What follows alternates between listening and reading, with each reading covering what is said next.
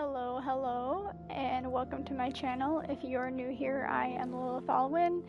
I like to play video games, and sometimes, especially when it's a game I'm really excited to play, I like to share that experience with others who want to tune in via Twitch or YouTube. Today, we're going to start playing through Life is Strange Reunion.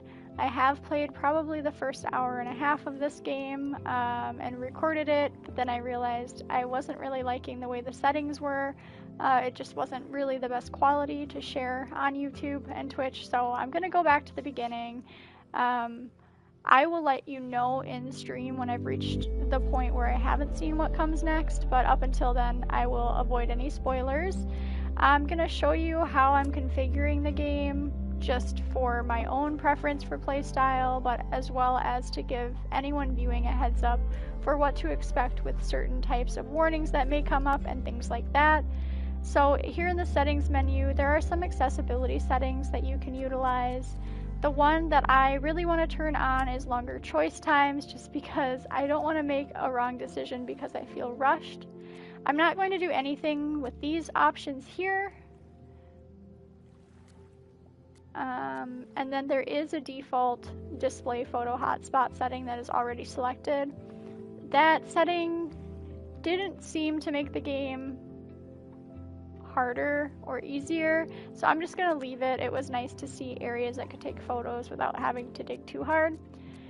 The settings I really want to focus on are the ones that are down here under graphics, because these are a variety of different warnings that you can turn on, and I'm going to turn on a good amount of them just because I want people who have a harder time with some of this content to have the opportunity to step away, as well as for myself, some of these things are not things I always want like thrown in my face without a heads up.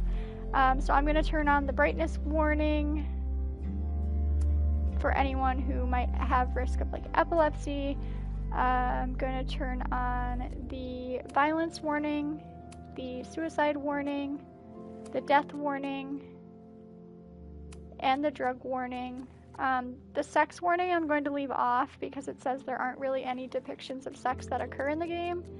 And then I'm going to look at this blood warning. I'm going to turn this on as well just because it seems like it could potentially be some more graphic content, and I want folks to have the opportunity to step away or turn away if they need to. I will not be turning on the volume warning.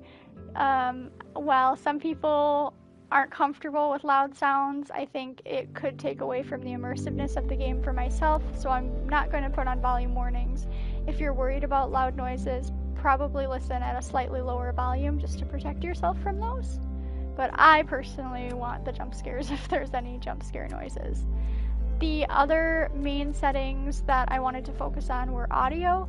I've turned the master volume down quite a bit, as well as the music volume. I was noticing in my first attempt of streaming this that my headset mic was not really too balanced with the in-game audio, and it made it difficult to hear me at some points. So I've modified these settings just a little bit. I'm hoping that this will provide enough balance where we can enjoy the game, but also I can contribute some semi-valuable narration. I am also going to try to be really intentional about not speaking when characters are speaking. I apologize in advance if I don't always follow that goal. And then the other main thing I wanted to turn on, which I realized after the fact the first time, was they do have the substitute licensed music setting. They had this in the last game as well, I believe. This setting is wonderful for people like me who like to stream and share those streams across platforms like YouTube, which have copyright rules.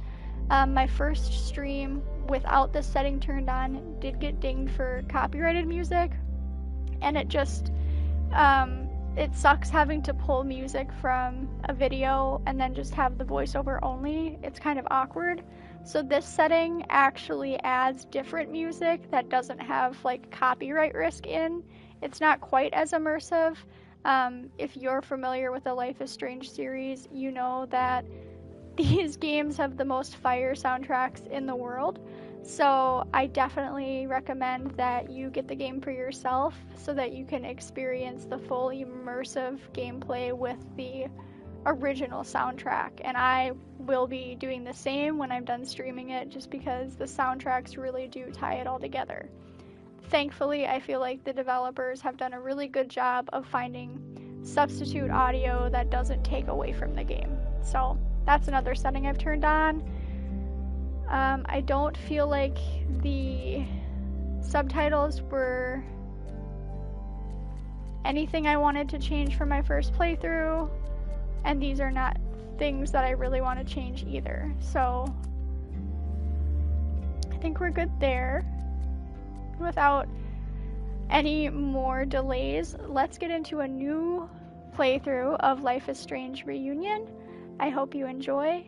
And if you are only able to watch part of this on Twitch, it should be up on YouTube by tomorrow. So my YouTube is the same as my Twitch. It is just Lilith Alwyn. Alright, let's get into it.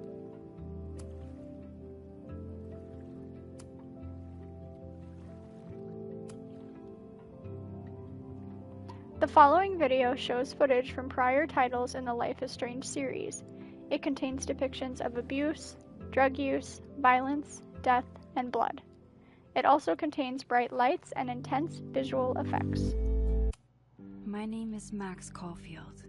I came back to Arcadia Bay to study photography at Blackwell Academy. But it was there I started having visions. Visions of the town being wiped out by an impossible storm.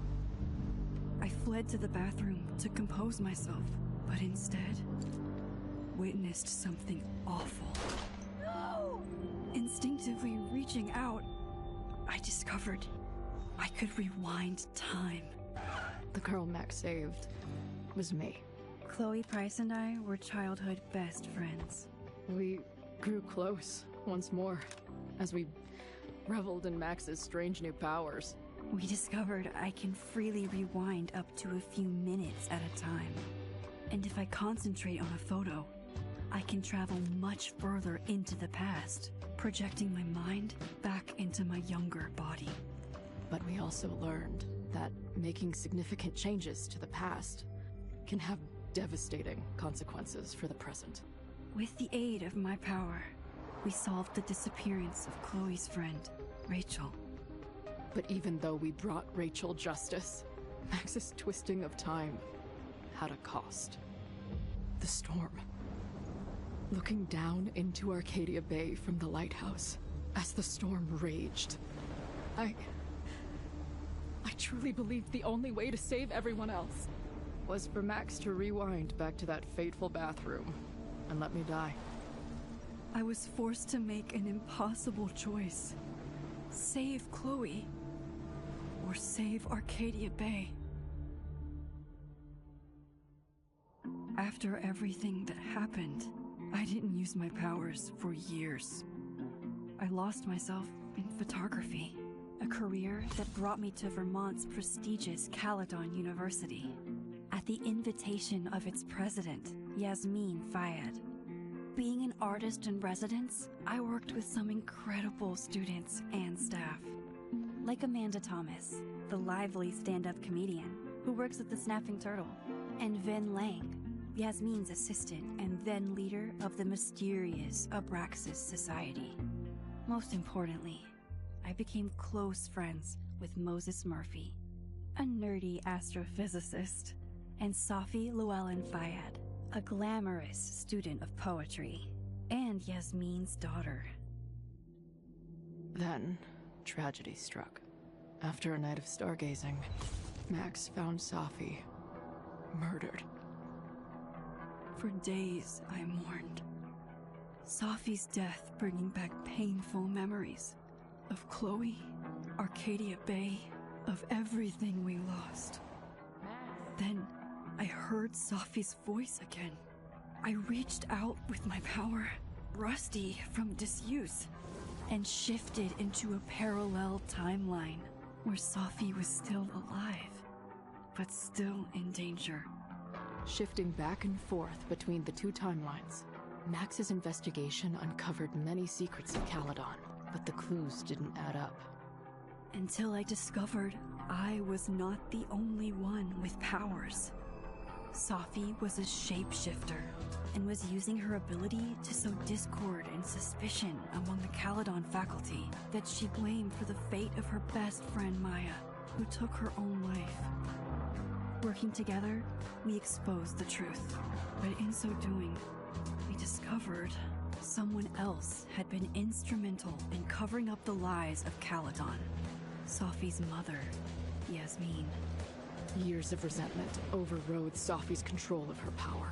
Her consciousness splintering across the campus as an impossible storm loomed overhead. In desperation, I grabbed hold of Safi and a photo and pulled both our minds back in time. In the past, Safi, now clear-minded, begged Max to shoot her, to stop this horror from happening again. But I refused to repeat my past mistakes. Torn between two terrible options, I chose a third way. Inside the storm, causality fractured. I faced my past and united the fragments of Safi's mind. I merged the timelines back into one, saving Safi, and together we escaped the storm. An action that will have significant repercussions. And Safi herself? She left Caledon on a quest to find other people like her. But before she did, she asked Max if she would support her, flaws and all, or condemn her for the people she hurt. From the moment I merged the timelines, my ability to rewind time started to return.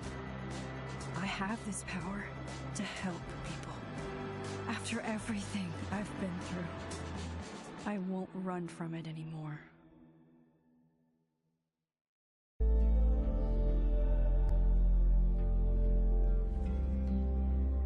That recap of the entire that recap of the entire Max Chloe saga is just amazing. I could not have thought of a better way to give that recap. I was really, really happy that they included that in this game, just because their story and Max's story has been dragged out for, I feel like, over a decade now. So it was really good to just get all of it in one condensed version, so that folks who are maybe joining late or didn't have time to play through all of them before playing this to refresh their memory can have a general idea of what's going on.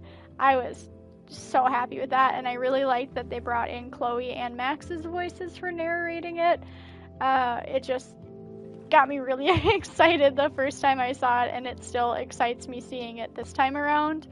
I did decide that I was gonna play this game based on choices I made in previous stories, and I was able to fortunately remember all of them. So it takes you to this screen where you have to click on each individual and select the type of relationship that you chose with them, or like what decision you made regarding that person. For Amanda, in our last playthrough, we had romanced Amanda. It gives a little bit of background on the person too when you click on it. So for Amanda Thomas, it says, when she's not workshopping her stand-up comedy routines, Amanda bartends at the Snapping Turtle. Max and Amanda grew close last winter after wanting to hang out more. But in the wake of Safi's death and shifting between parallel universes, things got complicated. Did Max and Amanda just hang out as friends, or did the pair begin a tentative romance? So, we did start dating Amanda at the end of the last game. We'll see how that impacts gameplay moving forward. Chloe Price. Chloe was Max's ride or die since childhood until Max moved away and their friendship fell quiet. When Max returned home years later, she saw Chloe die and manifested the ability to rewind time to save her. But changing Chloe's fate unleashed a supernatural storm that threatened their hometown of Arcadia Bay.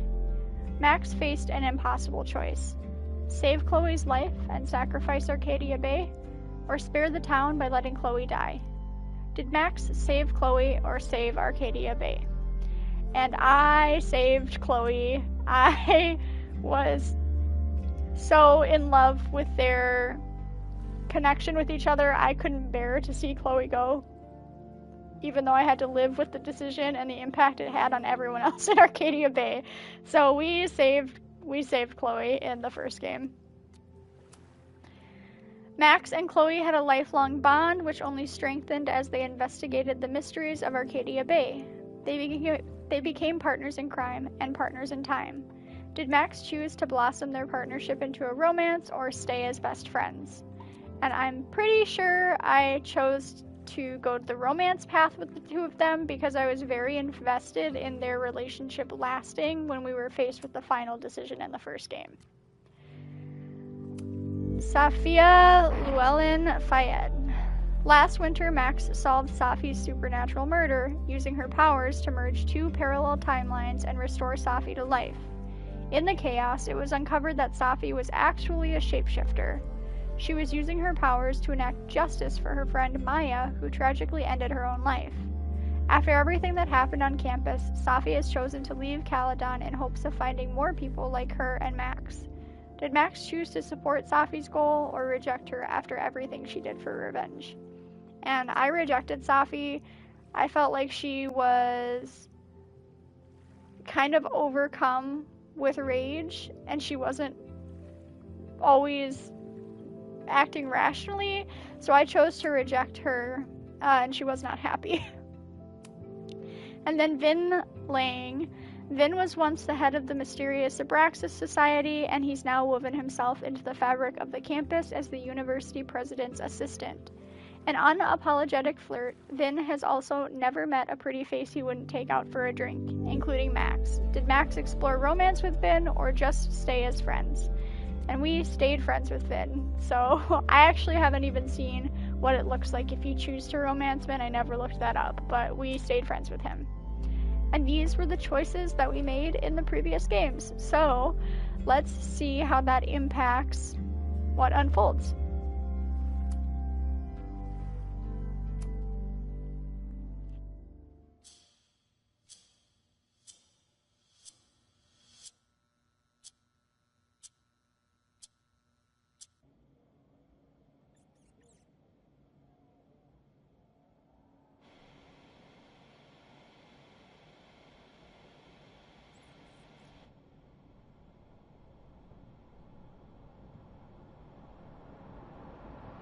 Asking her to get the fuck out of there, okay? I don't know how. Maybe. Hold on. Maybe try reminding her that a drum machine doesn't take up half the van and smell like ass after the gig. 20 minutes? Yeah. Okay. I can make that work. Chloe Price is back and just as spunky as ever. I was so happy to see her opening up this game after spending so much time kind of in limbo, not really knowing what was going on with her.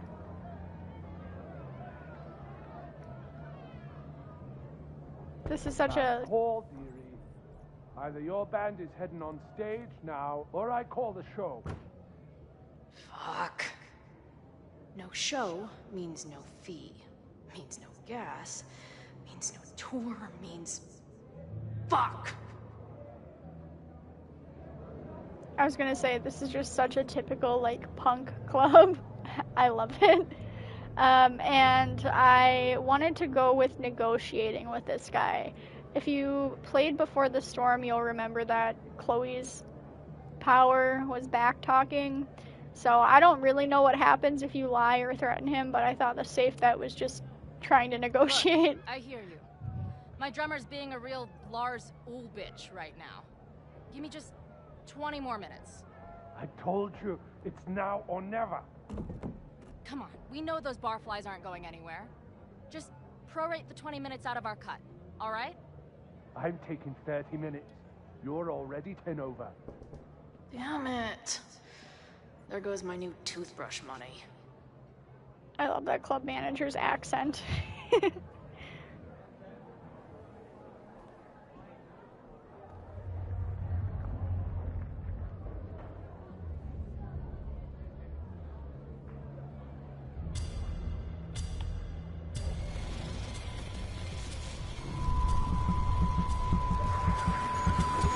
Bright light warning, pause if you can't handle it, or skip ahead.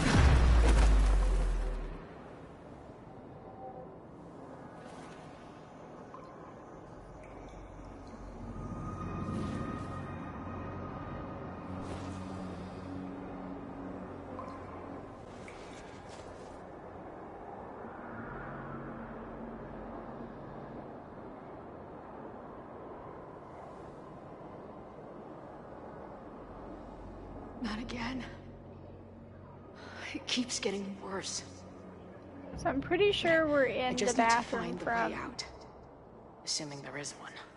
the high school that her and Max went to, where she was shot. But I'm not 100% it looks really similar though, and it's got like writing about the Vortex Club, so I'm pretty sure that this is the bathroom it all went down in.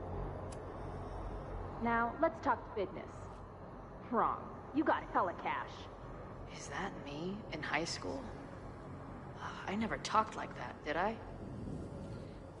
And I think that was her remembering the conversation she had with the guy that shot her in the first game. I can't even remember his name. He was such a jerk. And she did absolutely talk like that. So it's kind of weird hearing her not talk that way anymore. How long has this been going on? These nightmares that feel like memories. They're only getting worse.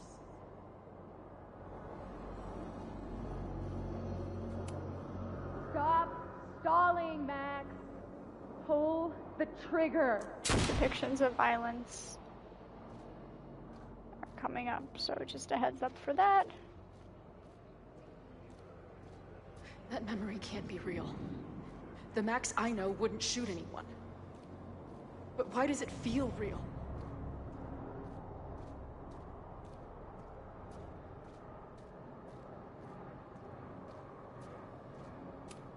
I'm so glad you're my partner in crime. As long as you're my partner in time.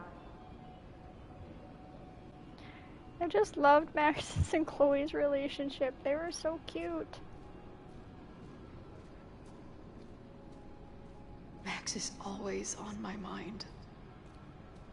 Lately, I feel like she's the only thing in my mind that belongs there.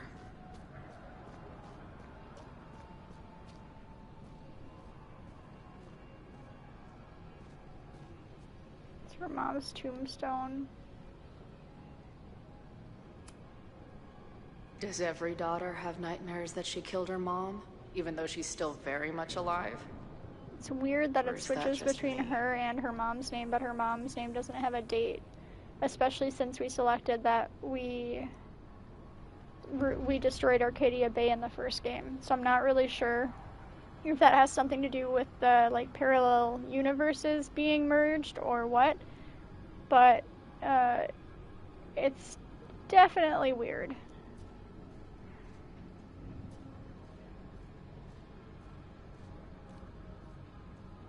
I felt that was like probably the main part of destroying Arcadia Bay that just made me feel terrible was Joyce dying. Alright, we're gonna have a depiction of death.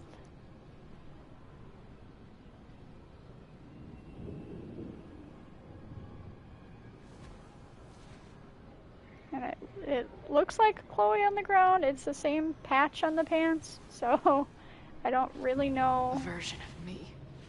If Max didn't rewind to save me.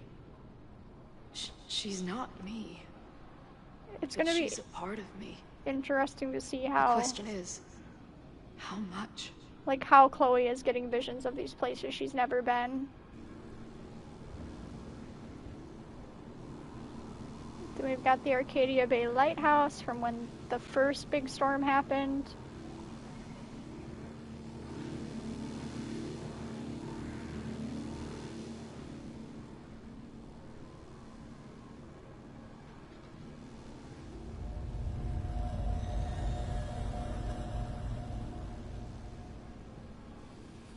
Max?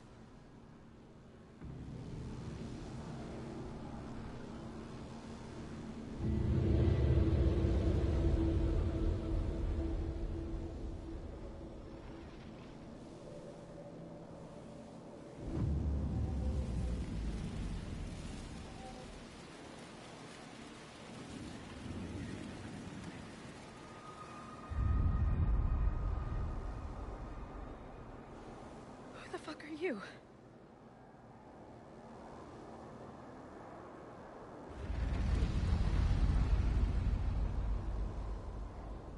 Depictions of violence.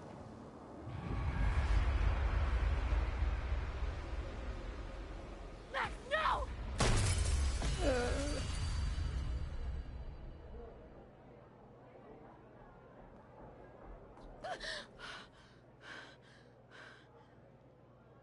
Her blackout tattoo There's switched one arms. person who can help me understand what It the was on fuck her is left going arm on. when we first started, Why I do think, and keep now it's on her right hallucinating her arm. pointing a gun at me?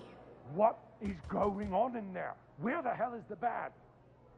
Am I just remembering it wrong? I swear it was on the left arm. I just told you, man. They're on their way.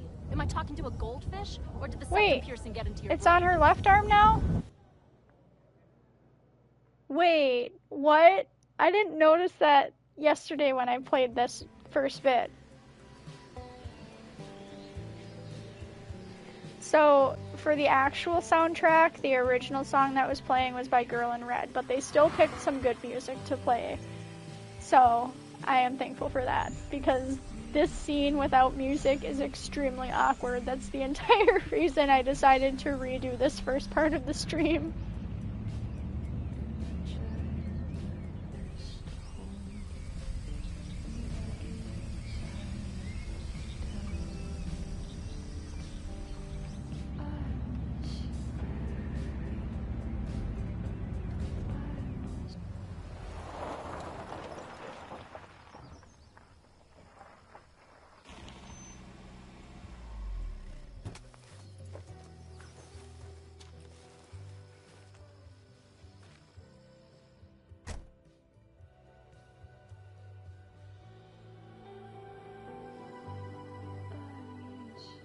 It's just so beautiful. All of these games are so stunning. Wow. It's our girl Max. Sweet Max. Okay, fine. I'll go get my camera. Just keep being resplendent till I get back. And we've got a good amount of those blue butterflies flying gone on this around, trip? which are 3 days? Somehow it still feels Max's good to symbol. come home to Vermont. We've got tons of stuff My in the camera trunk. is underneath all this. So Car let's dig packing through for it. dummies. Whatever you... My manager Hazel is always looking out for me. And sometimes I want to kill her. I love Moses. I have to say Moses is like one of my favorite characters of all time from these games. He's just such a wholesome guy, and I really hope he stays that way. This weekend was the height of my professional success. And I survived it on donuts and coffee. My most trusted companion. I think since the first game, Max has always carried a messenger bag in that style.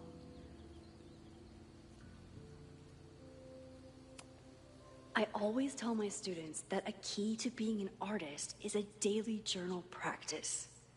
Sometimes I even follow it myself. After last year, it was time to start fresh with a new journal. So I'm gonna read what she's got written in her journal so far. If you don't want to hear me read through it, just skip ahead. I'm always intimidated when I'm starting a new journal. It feels like I'm supposed to be making some sort of grand statement, especially since I haven't had much to say since the storm that changed everything last year. Well, that's somewhere to start. Last year, it felt like everything was falling apart when my friend Safi died. Then I found a world where Safi wasn't dead, and a new ability to jump between realities. Then everything really did fall apart, until Safi and I managed to put it back together. Chloe texted me after the storm. I wanted to write her back so many times, but I just couldn't find the words. I still can't. I think this journal is my attempt to find them. Maybe when I do, I'll be able to write her back. And who knows? In some ways, there's very little to report. Same place, same house, same life. After so many years of endlessly moving around, one adventure to the next, I've suddenly found myself, I don't know, cocooned. But in other ways, I've been going through a bit of a metamorphosis. When Yasmin asked me to teach full-time, I was shocked. I thought she was joking. But after attending a few of my workshops, she was confident I could do it. And here's the second shock. It looks like she was right. I love teaching. I care about my students and being the kind of teacher who nurtures them in a way mine never did, to put it mildly. Maybe that's enough. For now, it definitely is. But for how long? It's not that I feel stuck exactly, but is this what I've been building towards all this time? Am I ready to commit to this place? To this version of me? Maybe that's why I said yes when my agent Hazel, holy crap, I have an agent now, suggested I spend the weekend in New York. Maybe I can get my on-the-record fix while still putting down some roots. On-the-road fix while still putting down some roots. But then she sent me some interview questions in advance and, where do you get your inspiration from? Is it too weird to say that I'm inspired by death? Not inspired exactly. Driven by death? Defined by death? What the hell would someone say to that? Sorry about your weird life. Stop crying on my notes. Actually, this is a reporter, so the next question would be, then why is your work so much less depressing lately? No urban landscapes, no rusted rebar. You're even getting into portraiture. And yeah, I guess Caledon has been good for me. It feels alive in a way that doesn't hurt anymore. I'd already broken into every derelict building and bowling alley last year. So this year, I just kind of learned how to live with the living again. See, this is why I don't do interviews.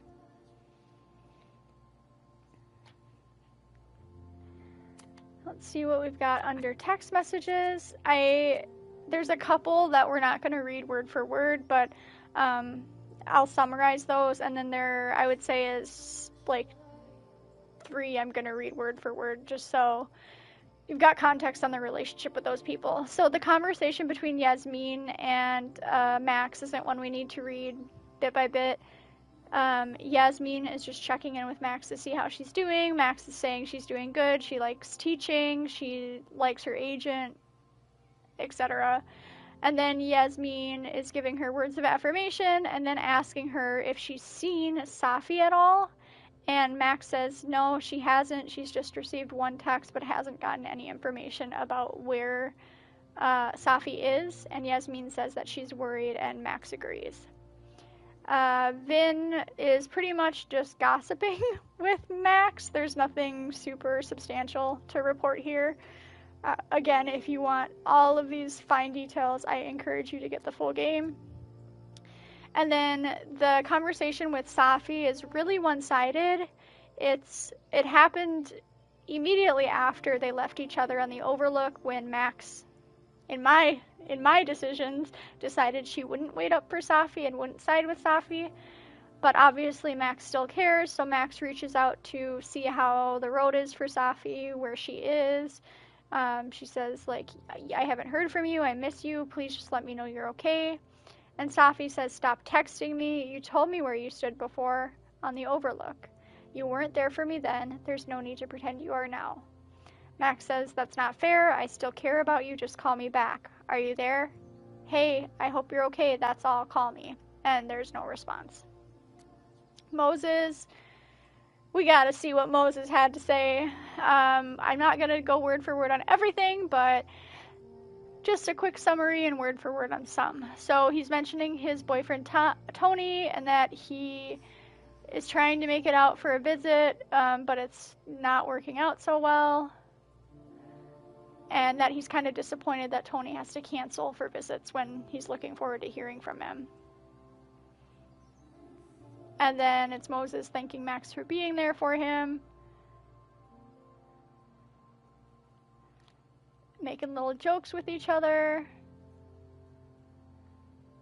Making plans with each other. And then Moses reached out. Hey, you're back in town tomorrow night, right? Yeah, sometime in the evening. If this is a surprise birthday thing, I would love to opt out. Moses said, oh, right, your birthday was yesterday. Sorry, slipped my mind. It's been a crazy weekend. There's a lot happening. Like, a lot. And Max says, is everything okay? And Moses said, just focus on your trip. I'll fill you in when you get back. So it's seeming like there's some tea or drama going on, but Moses doesn't want to text about it, which I hear him, because I hate trying to text about serious stuff. It's exhausting. So he just wants to have a conversation with her when she gets back. These are just texts between Max and her agent talking about scheduling things. And then it looks like Max received a text message from Chloe.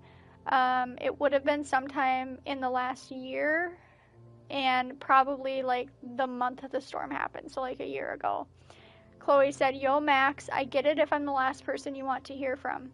Saw on the news about the storm, and I hope you're all right."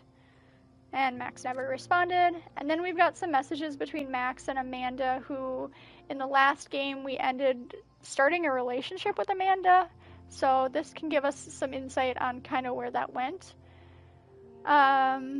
It's just them talking with each other, trying to coordinate like an event for a family-friendly film night, chatting about seeing each other.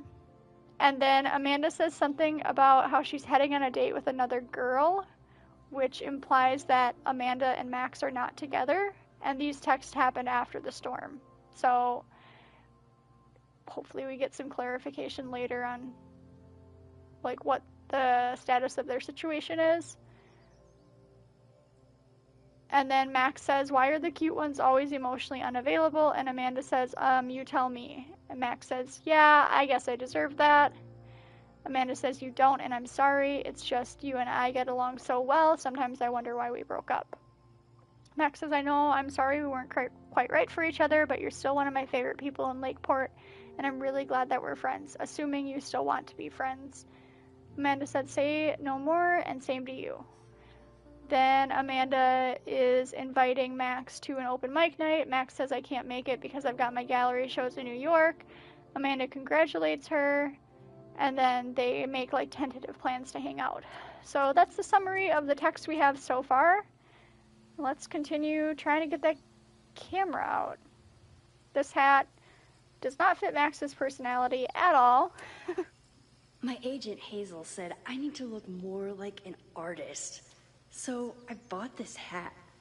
I think I'll stick to looking like Max. One gallery showing, 3 magazine meetings, and 1 commission proposal. So of course I packed 25 different outfits.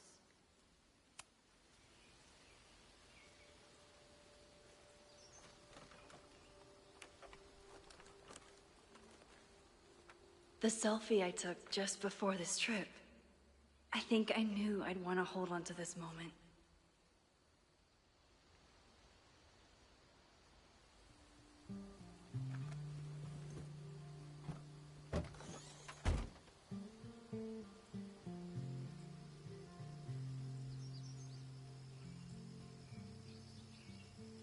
Time for your close-up.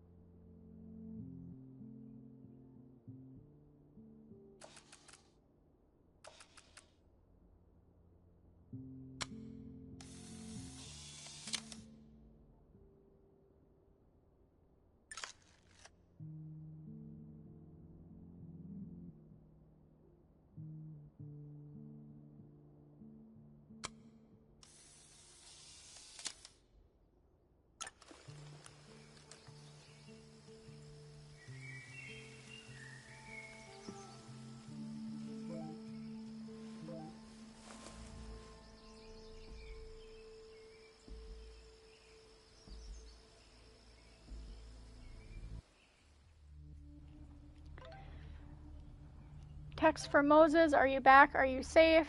Max, "Of course I'm safe. Still on the road. What's going on?" Moses, "Good, then stay away for now. There's some kind of attack on campus." Max, "Oh my god, what's happening? Are you okay?" Moses, "I'm headed to the observatory. There are students trapped. It's a fire, spreading quick. Really bad. Stay away, I'll let you know when it's clear." Max, No, I'm coming to help. I'll be there soon. Stay safe. So we're about to go into a crazy situation. Something horrible is happening on campus. We're not getting a lot of Gotta get back context. now.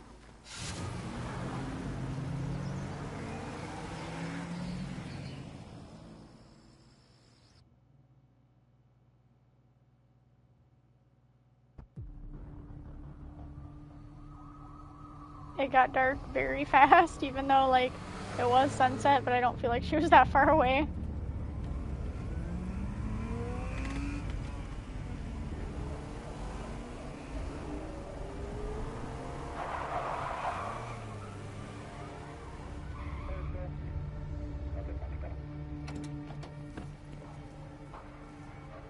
I've been gone for 3 days and all hell has broken loose.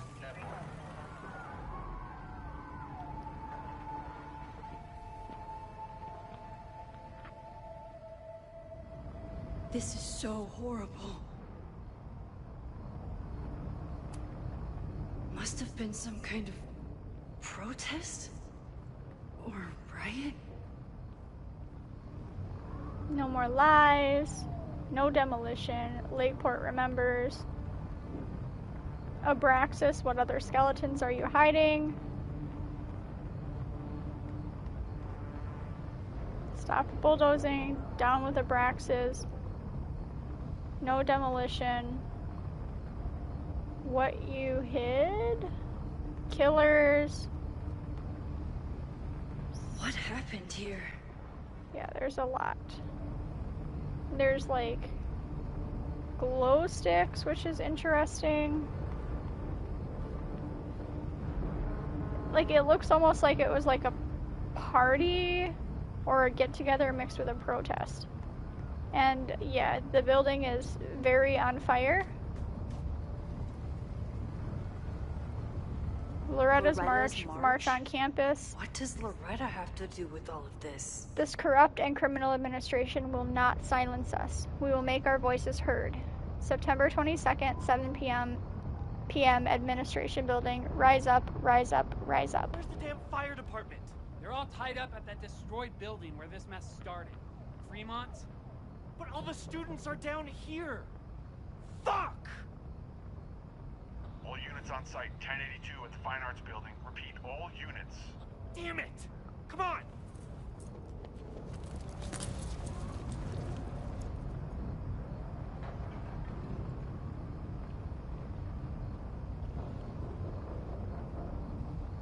Yeah, there's beer bottles. A couple people over there panicking.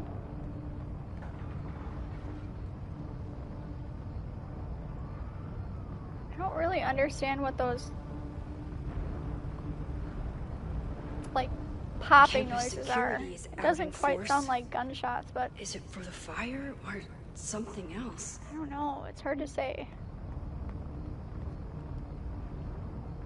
Down with Abraxas, stop the lies. Where did So all this this building come is boarded from? up, and the fire's on the inside. Which, it's weird if it suddenly happened for the buildings to be boarded up. We've got depictions of death coming up. Just a warning. And there's people stuck inside. Get us out of here! And there's chains on the doors, so it's like someone, I don't know how you would board up a building and chain the doors like that without anyone noticing you're doing it, but they did. They're trapped. I don't know why they're not breaking the glass, because there's quite a few places where the boards are broken that they could maybe get through, but maybe the glass isn't easy to break. Whoever did this is extremely evil.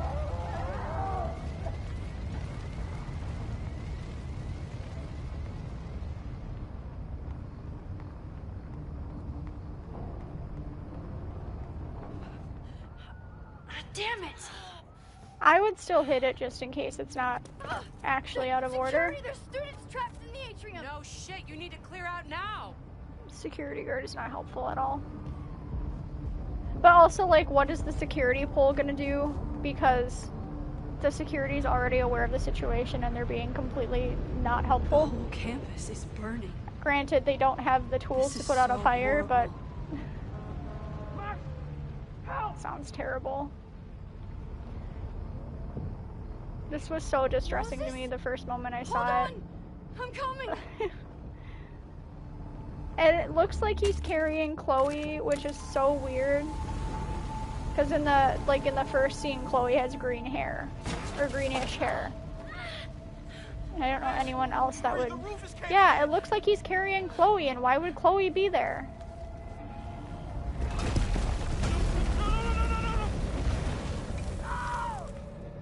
Oh, I hate it. It's so sad.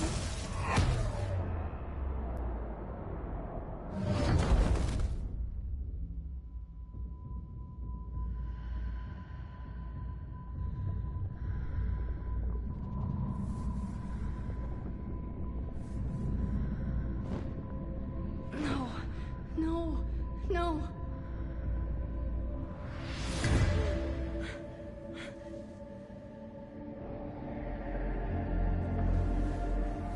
God, it's such a good scene, but it's so intense.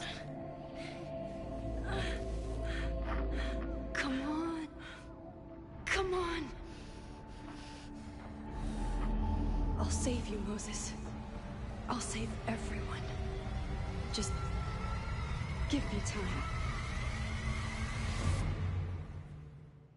Oh my gosh, what another insane opener. These games are so good at having like introductions or beginnings that hook you, but oh, it's so stressful. No smoke. No screams. I did it. Oh God, I did it. I jumped into a photo again. I'm sure this won't have terrible, far-reaching consequences for the school or the people I love. What have I done? Symbolic blue butterfly. It's Friday. The fire started Sunday evening. Okay.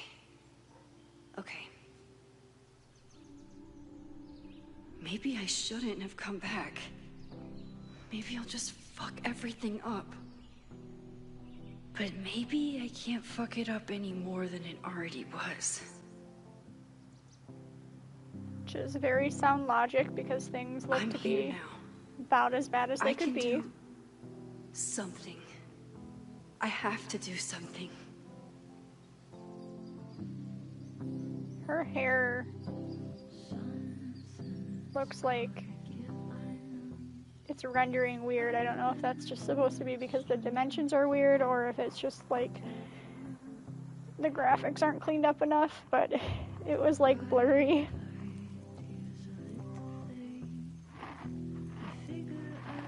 I'm very happy with the substitution unlicensed music for people who stream.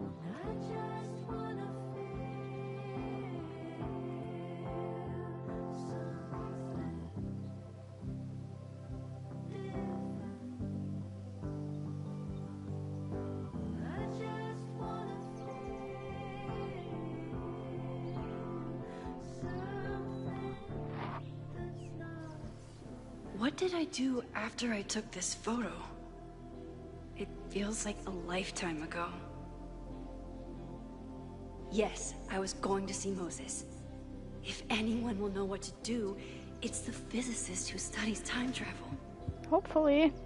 And we will do something. My powers are complicated, and they can be dangerous. But this is my home, and I won't let it.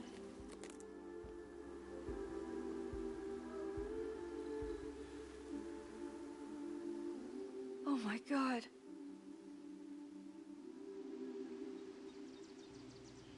So if you remember the original photo, it did not have like what looks to be flames on it, and now it does. Which I don't know if that means there's another dimension again or what, but I don't think it's good.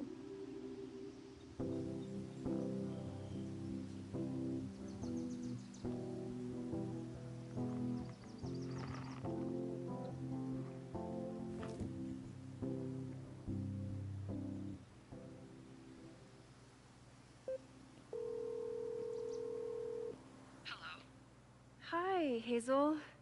Max! Big night tonight. How are you feeling? I'm sorry. Something really, really big has come up. I can't make it this weekend. You are kidding me. Max, these are not the kind of people you want to cancel on. I'm so sorry for the late notice. I only just found out myself. Okay, I see this all the time. Young, talented artist on the verge of stardom. You're feeling some jitters. I get it. No, it's not that. I know what I need to do.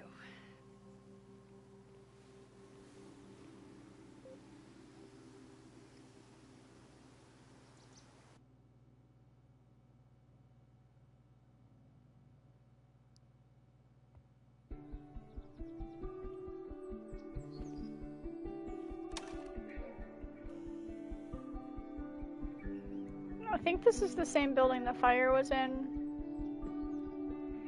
It looks like it, which also, I don't know why they wouldn't grab those benches or But for how long? those office chairs to try and break the windows. Unless the windows aren't breakable, I just don't know what they're made out of.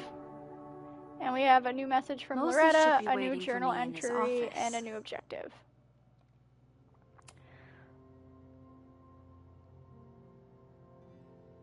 So Max texted Loretta. She said, "Hey Loretta, just checking, is everything okay?" Loretta said, yes Max, why do you ask?" Max said, "No real reason, but please tell me if there's anything dangerous going on with you."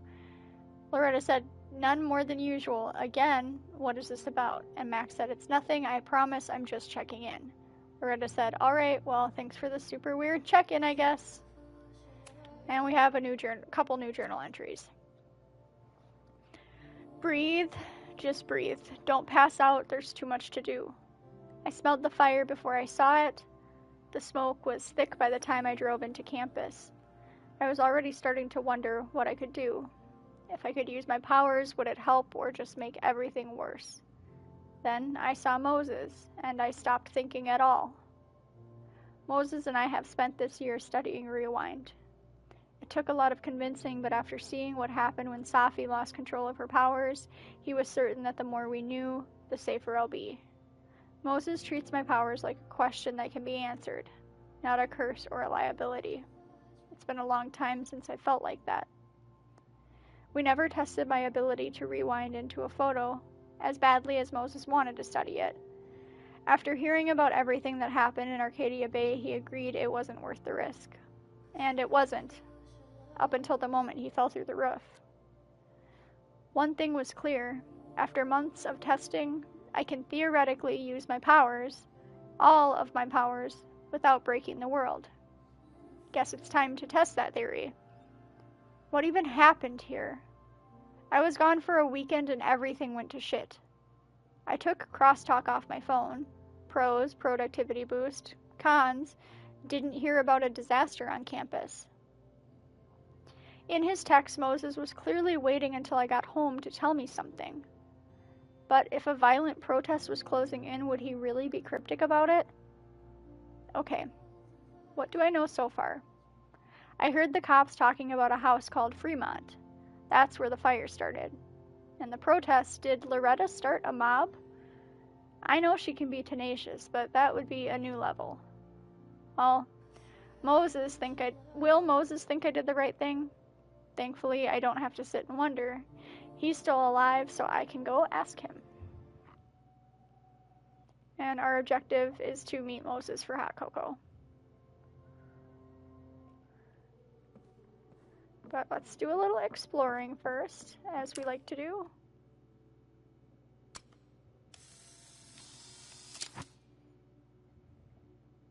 He's smiling, but you know he feels...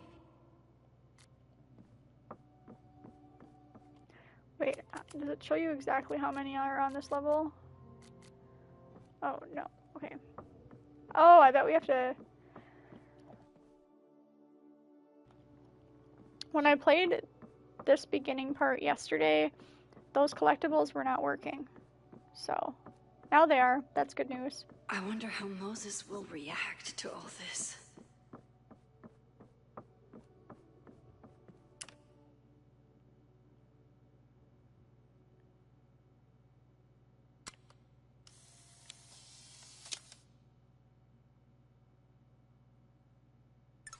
so this one's not working.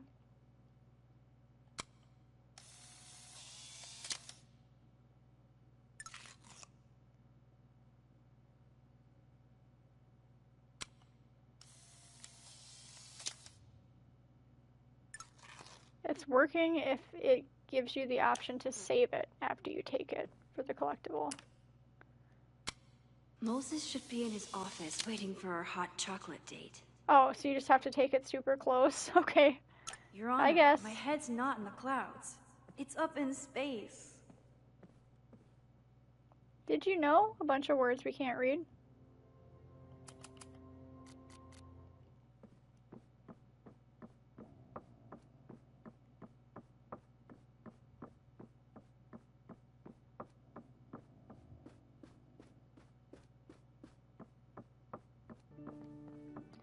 Wait, were we just over here, or is this a whole different area? Oh, this is a whole different area, okay.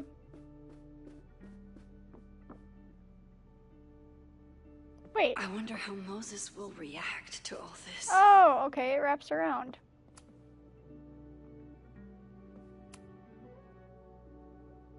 You've discovered a flyer for a podcast. Select listen to sit down and listen to it. Keep an eye out for more.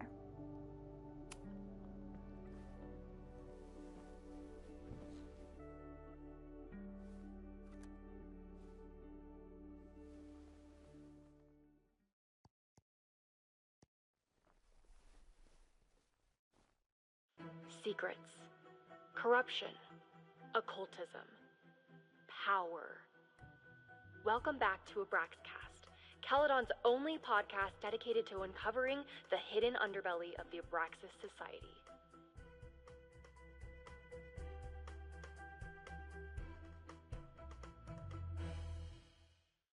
I am your host, Loretta Rice. This is episode 4, The Hall of Secrets. It has long been known that Abraxas is no ordinary campus club. It seems to operate by its own rules and logic. Take their recent battle with the administration over housing. The Abraxas House is a Caledon-owned building at the periphery of Lakeport. After the storm, President Owen Teller declared the building uninhabitable and quickly advanced plans to have it condemned. Now, whatever one thinks about the administration's expansion plans, branded Caledon 2.0, university bylaws are very clear that Abraxas students must submit to relocation or risk disciplinary action. But this is not what happened.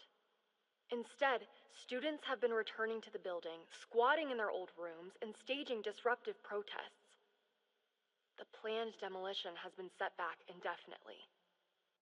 Now, my role as a journalist is not to pick sides, but to uncover the truth. And I have come to believe that the reason for Abraxas's peculiar leverage may rest inside the very house they are illegitimately occupying. Sources tell me of a section in the Abraxas house known as the Hall of Secrets. What is contained within it? No one knows. But I'm told it has been passed down for decades and remains very well concealed from even the most senior Abraxas members. It stands to reason that these secrets hold the key to understanding not just Abraxas, but also its peculiar hold over Caledon University. I, your faithful reporter, will not rest until I have uncovered the Hall of Secrets myself and revealed what lies within.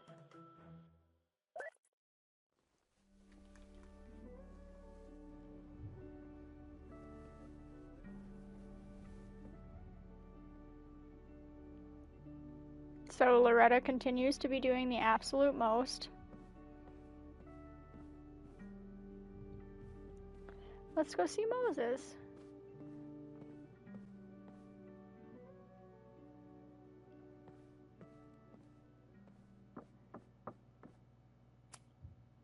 Moses, I'm from the future.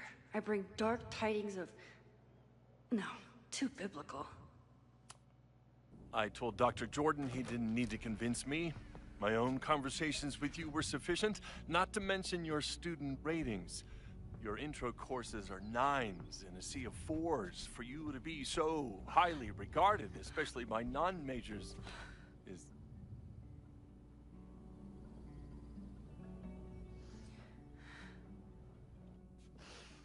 Well, very highly regarded, it seems. Max? You okay? Sorry. Long day. You were saying? I was just telling Moses that he is officially invited to join the Caledon faculty once he becomes Dr. Murphy next year. Right, the job offer. I remember. I mean...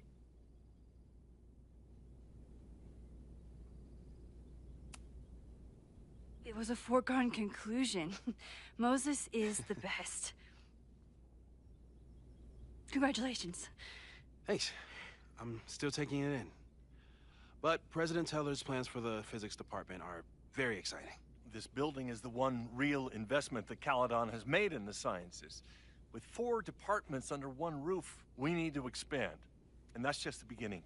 In a few years, the whole school will look like this, a cutting-edge research institution to rival MIT.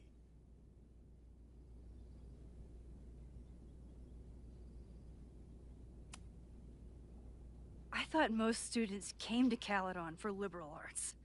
Currently, yes. But if we want to remain competitive and move past the events of last year, Caledon needs to modernize. Dr. Fayyad was a great leader, and she had an eye for talent. Finding Moses was one of her many successes. But she had an idealistic streak, which reminds me, Max, do your students still have all A's?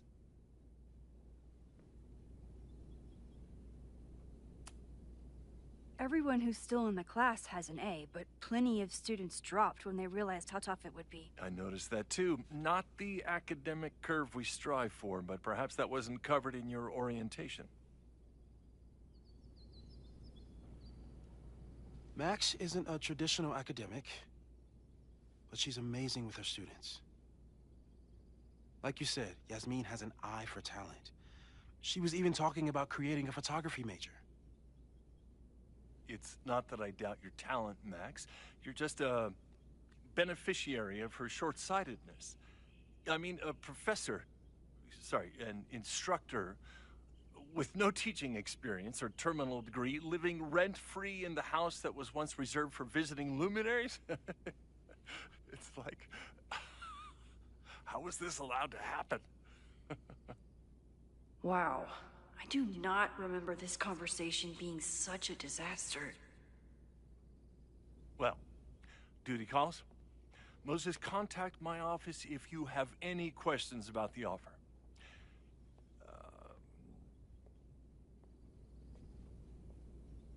Man, that guy is just dying to fire me. You already knew about my job offer. But you had to remember, so... You're not rewinding from later today, are you? You're good. I'm back from Sunday. Did you jump back into a photo? We agreed that was too dangerous.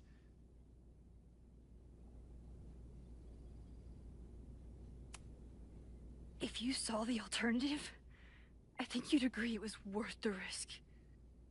What happened? Did something go wrong with the gallery show? No, the show was great, incredible, but while I was gone, something at Caledon went very, very wrong.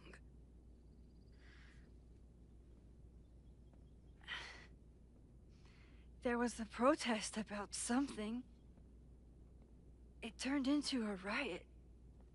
By the time I got back, the whole campus was on fire. Look.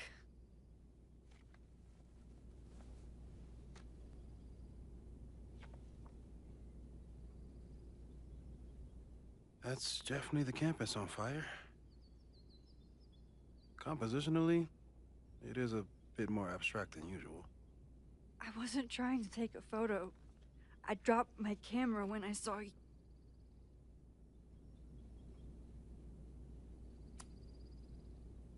Moses, I'm sorry, but I saw you.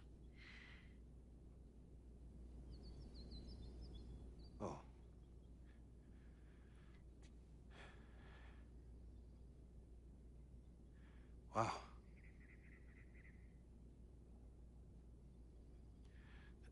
Where was I? On the roof.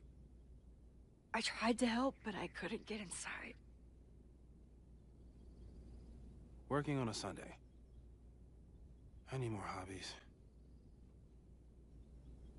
Okay.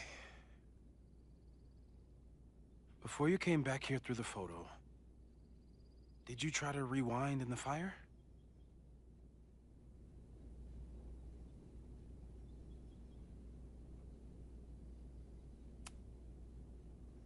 I wasn't sure if I should. I've used my powers to save people before. It doesn't always end well. Yet you came back here. And I'm glad you did. I've never felt so powerless before.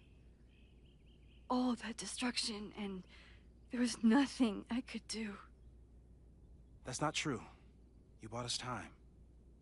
Time that we'll make the most of. So, where should we start? Fire department? They'll just laugh at us. We should act normal. Search for clues, talk to suspects without rousing suspicion. Which is exactly what your powers are perfect for. Did we do any rewind testing when you were here the first time? No, we just talked about my trip over hot chocolate. Then let's change that. We'll practice your skills, and if you run into any danger this weekend, you'll be ready.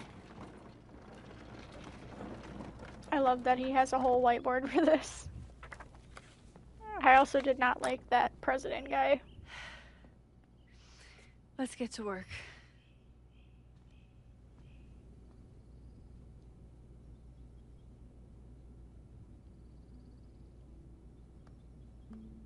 Moses is right. I need to be prepared for this weekend. Moses likes working on this when I'm around. I'm his Control-Z. Moses' pride and joy. Though, he hasn't had as much time for the stars since he started studying my powers.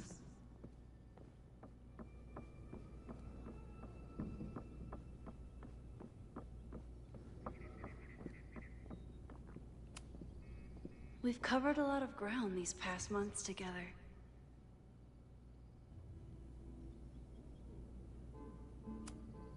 No crazy storms in the 9 months that we've been testing my powers. That's something.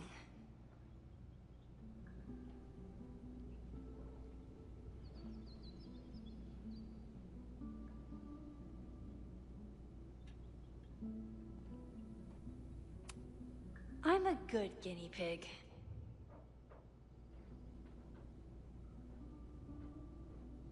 For the most part.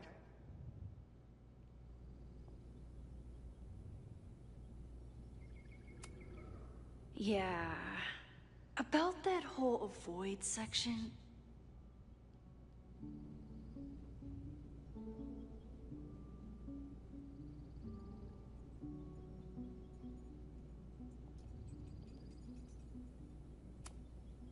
People started talking about Safi's death like it was a bad dream. Then they stopped talking about it at all. So this article says Caledon graduate student falsely reported dead, police blame computer error. Residents experienced short-term memory loss in the wake of the perfect storm, Caledon's unanswered questions. Local meteorologists are struggling to explain how a Category 3 storm could strike the area with no warning last week. But as the town of Lakeport struggles to rebuild, even stranger questions are coming to light. Caledon University graduate student Safia Llewellyn Fayad was seen on campus on the same day that Lakeport police were interviewing suspects regarding her death. This reporter remembers reading Llewellyn Fayad's obituary in this very paper, though electronic records from that day have become corrupted and inaccessible. Interviews with Caledon students and faculty revealed further discrepancies. None of them had any memory of Llewellyn Fayad's death, though some recalled seeing a flower-covered memorial on campus the previous week. Llewellyn Fayad was unavailable for comment. So this has something to do with when Safi and Max merged the two realities together, because in one reality Safi was dead and one she was not, and it impacted other people's memories. After everything with the timelines last year, Moses thinks my powers might have evolved in other ways. Not sure if I want to know if he's right.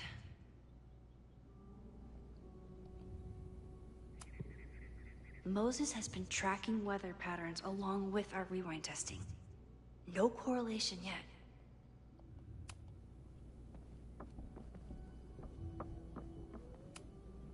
I'm 90% sure that Harold isn't real. Moses just made up a fake grad student to get an office all to himself.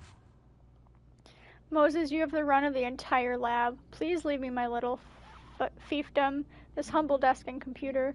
I'll be back in 2 weeks, and I would love if there wasn't any I would love it if there weren't any simulations running on this machine when I get back. Harold. But we're just doing a quick run through to explore and Moses is so interact passionate with about things. physics. But as far as I can tell, physics is just loading screens. Tony and Moses make it look easy. How do you keep somebody that close for that long? Flowers from his boyfriend. Hey boo, hope you're enjoying your favorite season. Sorry I can't visit until Thanksgiving, but until then, enjoy the flowers. Love, Tony. Safi's been radio silent for almost a year. I wish we knew where she was.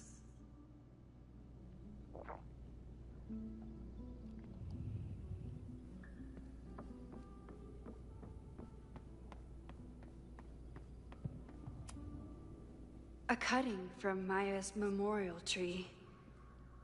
We're planning to give it to Safi, if she ever comes back. Aw, May's at the vet. I was in the mood for another staring contest. You really understand how I'm feeling right now? Turtle strapped to a rocket booster?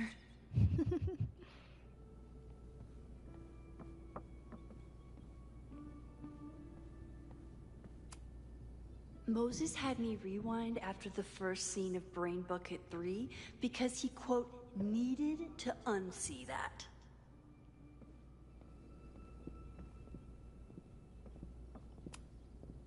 Yasmin has been through hell in the last year. Not that she didn't deserve some of it, but still. So this is a letter to Moses from Yasmin. Moses, thank you for your card. My time at Caledon didn't end quite as I might have hoped, but I know that the school is in capable hands. I remember when Safia first met you, and how excited she was to make such a bright new friend. I hope that, wherever she is now, she knows how lucky she is to have friends like you and Maxine. Fondly, Yasmin. Alright, let's get some of this testing done. I was really worried when Moses said I should practice my powers. But he was sure we could do it safely, and so far, he's been right. You really missed your calling as the host of a children's science show. There's still time. Let's begin. What was drawn on that card? Seriously? I never joke about testing, Max. And yet you're such a ham. One moment. Time to fire.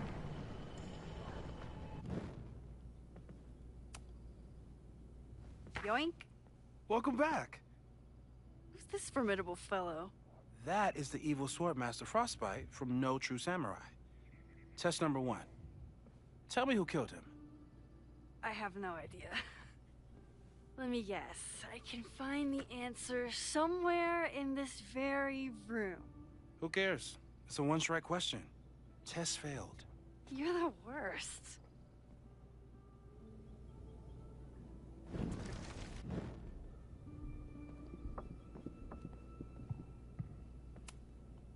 How dare Moses be good at art and physics?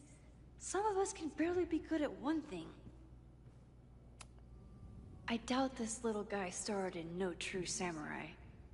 But anime can surprise me.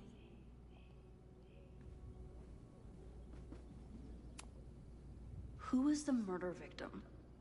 Frostbite? Maybe a fire flinger did the deed.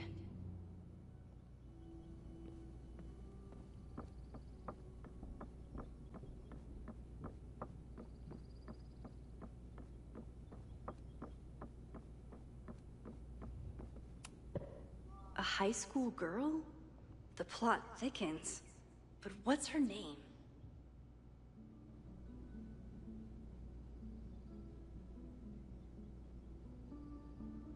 It says on the poster, Hana Ishihara and Izumi Kondo.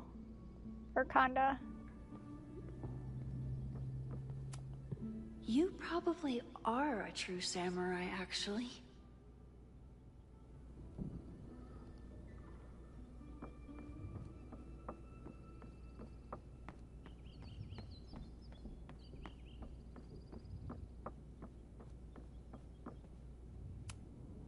Moses' secret contraband kettle out in the open?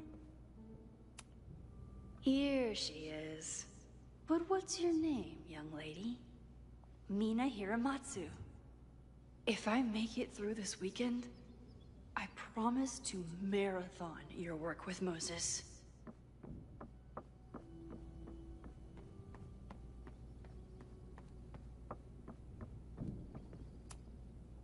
Okay, ask me. Who killed Swordmaster Frostbite in No True Samurai? Mina Hiramatsu, the badass high schooler. Correct! Are you ready for test number 2? Please hand me the object behind that locked door.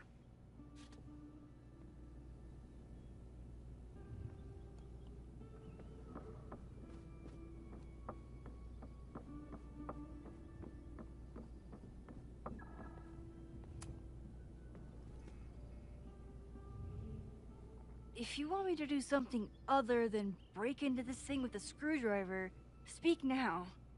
I'm just observing my test subject. Good to hear.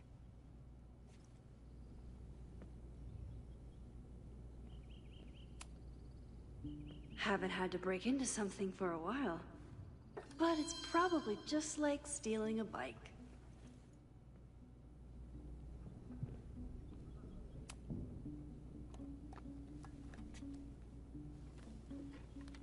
You just love watching me break things for science. I know I won't remember it, but I still love watching it. F. Damn. It's never simple in the Time Dojo.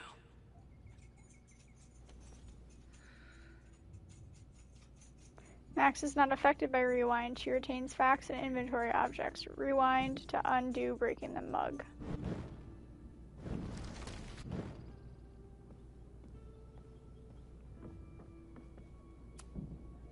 I bet Chloe and Moses would have loved each other as only two nerds could. They I definitely wish would they have. would have met. I was wondering how Chloe and Safi would feel about each other. I don't think Chloe would like Safi.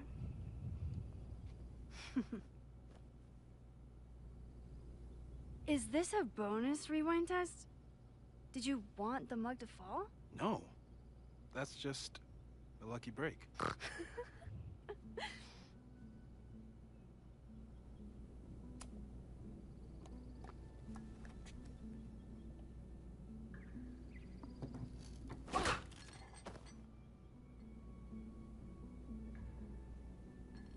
Yes.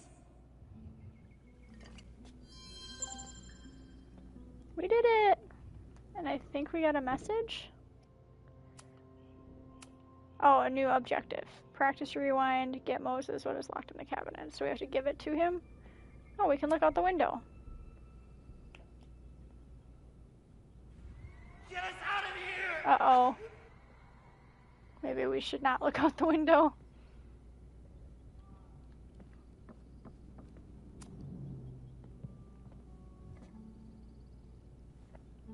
Max, you have to unbust the door. What? Fixing it wasn't part of the test? I think you know that it was. Fine, I forgot one little detail.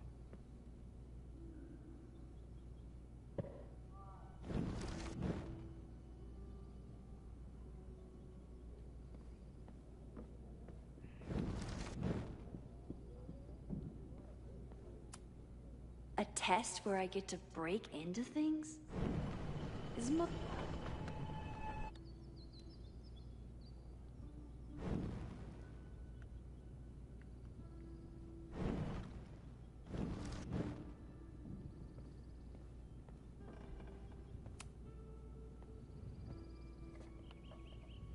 Thanks.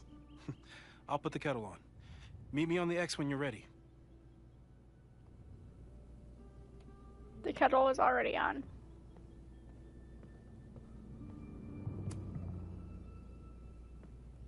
All right, I'm ready. Okay. I want you to teleport to this side of the room in a particular moment. Specifically, the moment before this mug hits the ground. Moses! It does that sometimes. I'm gonna count to 3. Moses! Ah!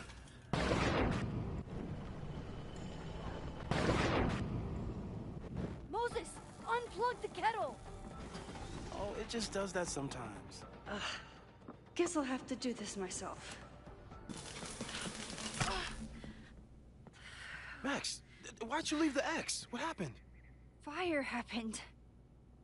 Whoa. And I was just gonna let it spark. Well, thank you, teleporting Max. What? That didn't happen before. We had hot chocolate last time, but it didn't combust. I just got back and I'm already changing things. That's fascinating. Probably best to skip on the hot chocolate today. Let's debrief when you're ready.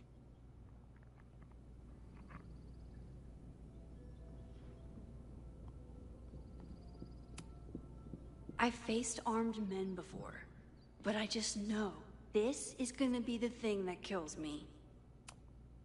Please tell me you'll stop using that kettle. For all we know, it burns down the school in 2 days. I know it's a dysfunctional relationship, but I can fix her. You're right, though. Consider this her official retirement party. How are you feeling about the disaster I just dropped into your lap? Still processing. But I'm glad we still have a chance to do something. How do you feel?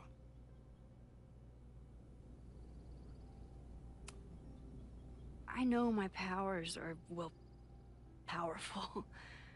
But that doesn't mean they're dependable. This could end badly. What if it was a mistake to come back here? What if I just make everything worse?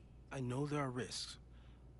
There's a reason we never tested your ability to jump into photos. But our testing has proved that some kinds of rewind are safe. If you unbreak a mug, the universe doesn't seem to care.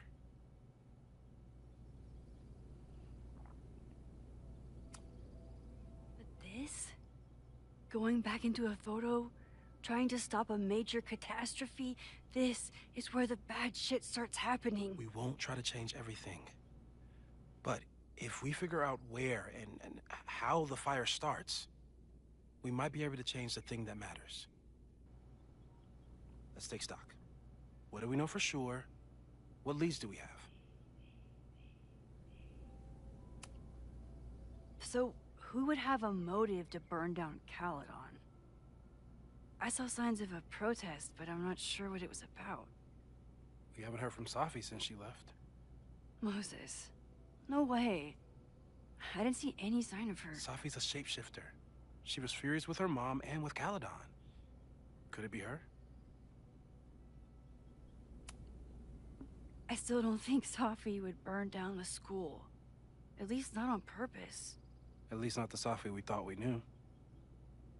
That being said, one thing we know about Safi is that she gets reckless when she's angry. Yes, she does.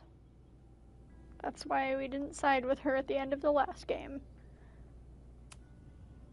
The only thing we know for sure is that my powers are going to complicate things.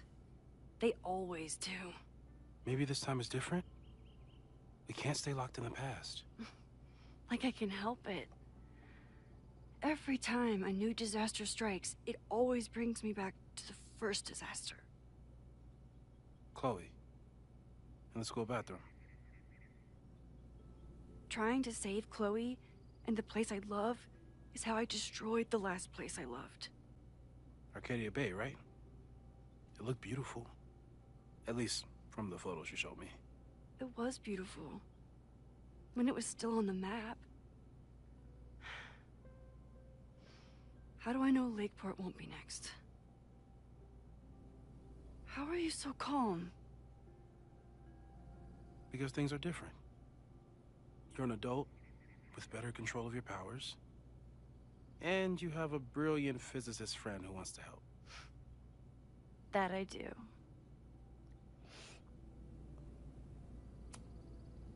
Vin and Amanda could help us. Vin knows everything about Caledon, and Amanda knows everything about Lakeport. Too bad I can't tell them why I'm asking. They'd never believe me. Because of the storm amnesia? We need a better name. That sounds like a disease you get in a fantasy novel. Well, you turned down cognitive dissonance triggered collective memory loss.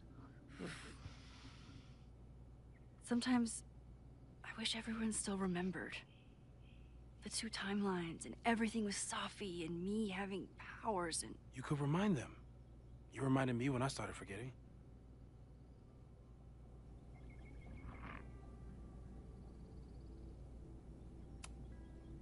I was selfish. It was so scary when all their memories started fading. I couldn't stand the thought of being alone with everything again. Understandable. But why me? Because you're a wonderful person, that's why. But most people aren't you. It's better if they don't know. Even Amanda? Especially Amanda. Dating a time traveler is not for everyone. Every conversation ended with, "Did you rewind that?" Every argument started with, "Don't rewind this." I get where she's coming from. It's easy to imagine how someone with your powers could be manipulative. I get it too. But it did hurt when she forgot about my powers and got so much happier. I couldn't remind her. I couldn't be the reason she got so anxious again. But then I really was lying to her, and I couldn't live with that either. She still makes eyes at you and the turtle. Any regrets?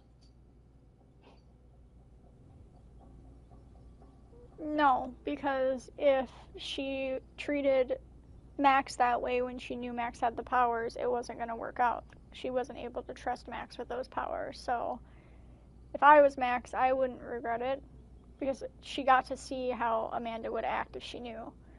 And ideally, if you have some kind of secret like that, you want the person you're with to be able to know and accept you even with it, so I wouldn't regret it. I'm going to say no. I want to be with someone who can handle my powers. Lakeport's favorite bartender isn't that person. It was Chloe. So, how do we stop a fire before it starts? Oh, right. My class starts in 15 minutes. I should cancel. No. Don't make any changes you don't have to. If we mess with the timeline too much, we might introduce new variables. You know, I saw something in class last time. Reggie took a call and walked away when I got near. I wonder if it was about Abraxas. Secret society. Shady calls with the Abraxas president. It could be something. Text me if you learn anything. I'm gonna steal another whiteboard from engineering. And Max? Promise me you'll do whatever you can this weekend. To stop the fire. To save people if it breaks out. Anything. I know there are consequences to using your powers, but inaction has consequences too. Whatever happens, I need us to know that we did everything we could. I think I need that too. Have a good class.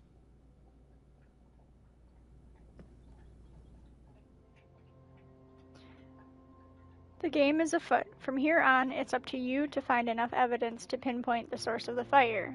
Remember to look everywhere for clues.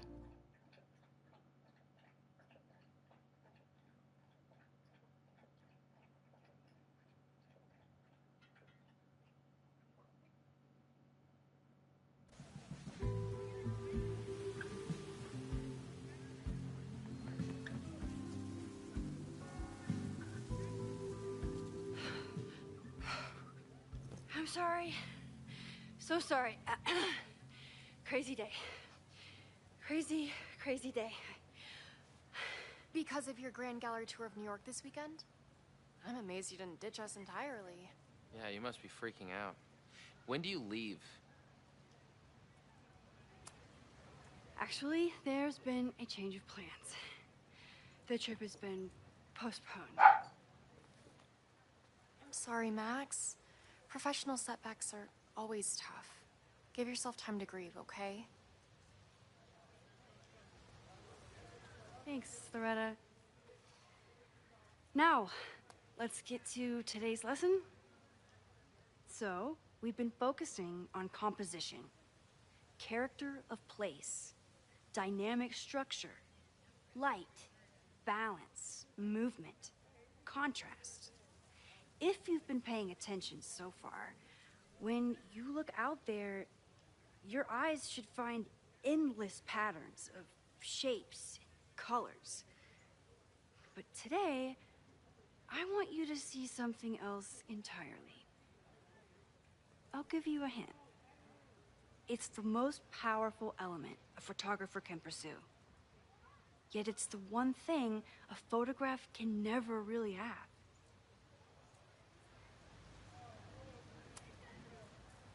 Reggie, any guess? The sun. What? Oh, yeah. Eclipses. That's a good guess. But I'm thinking of life. Human life, specifically. It's all around us. Sometimes it's overwhelming. I know it is for me. But when I turn my camera on one person and focus on trying to see them, really see them, I can feel a connection happen through the camera. So, look out there again. Find someone you don't know, someone who grabs your attention, someone you want to connect with. Your assignment today? Go take their picture. Oh, come on, don't make us do that. Strangers, isn't that dangerous? Be reasonable, Max. Now I remember. I got the same reaction the last time I lived through this day, and the assignment was a total dud. Maybe a demonstration would help. All right, you artsy introverts. I, your fearless leader, shall go first. Observe.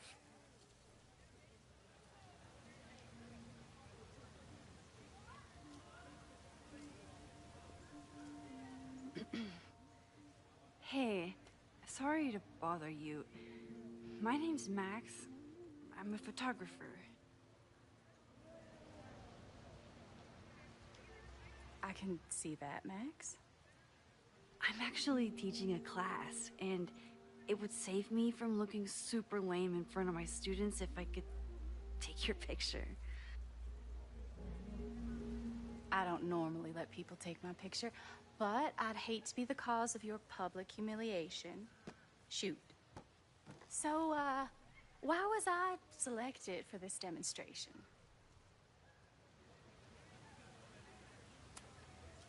You seemed lost in your book, as if the rest of the world wasn't here. I find that kind of focus exciting. Exciting, am I? But there's a flaw in your plan. Now that we've started talking, whatever you were trying to capture before must surely be gone. You're right. The camera changes things. That's why I tell my students, you're not capturing reality. You're composing it. My nerdy physicist friend tells me that's called the observer effect. Particles jumping around just from being looked at. I have one of those too. Something about her suddenly feels very familiar. Yeah, the accent is fake. and the mannerisms are just like Safi's, which is what I said the first time I played this too. So, and she's really like aggressive, like in your face aggressive. This is not how most people would respond to being asked to have their photo taken.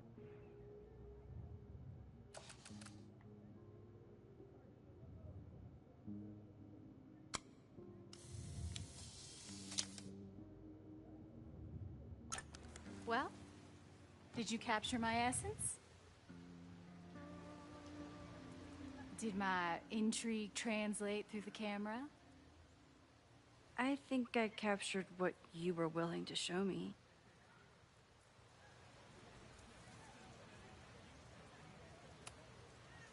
Safi, is that you?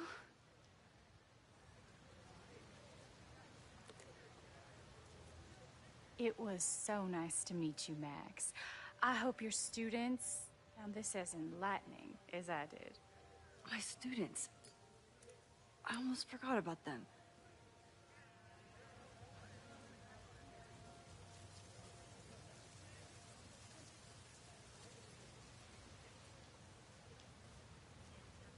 Everything okay? That looked intense. It was one of the most fascinating pictures I've ever taken. Now go. Spread out. Find your subject. I'll be around if you need me. Was that really Safi? With a shapeshifter, you never know for sure. But if she's really back, hiding herself on campus days before a massive fire, that is alarming. Either way, she's gone now. I need to use this time to check in with my students and see if they know anything that could help me understand this fire.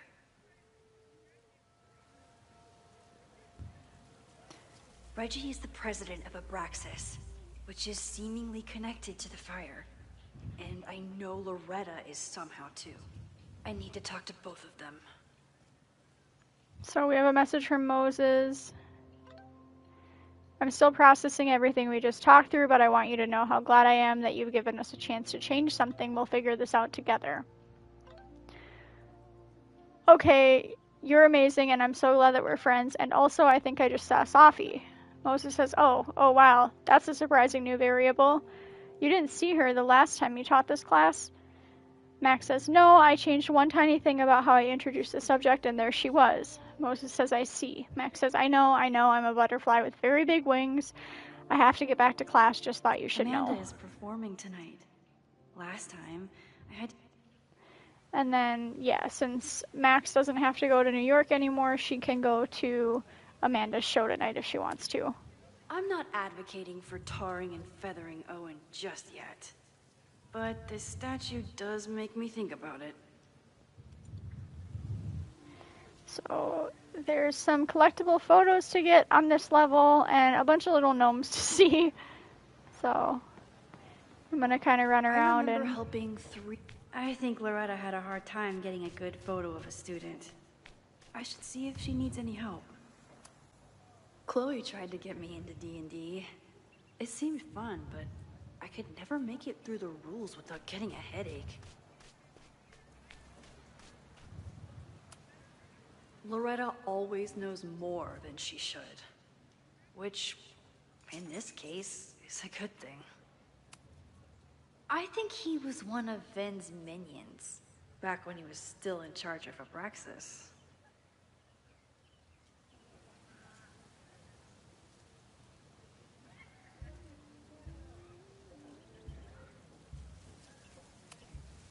Loretta always knows more than she should. Hey, Loretta. How's your assignment going? Terrible. This guy's giving me nothing. It's like that sometimes. Have you done anything to put him at ease? I don't want him at ease. I want him to tell me about the drama at Abraxas. He's a senior member. He must know what Reggie's hiding. That's not the assignment, Loretta. Fine. I Got his photo and not an ounce of dirt for my podcast. Is there anything else? Kind of a weird question, but are you planning any sort of march on campus? That is a weird question. What are you driving at? It's just rumor I'm looking into. Humor me. No, I'm not planning any march, parade, procession, or any other kind of organized walking. Understood.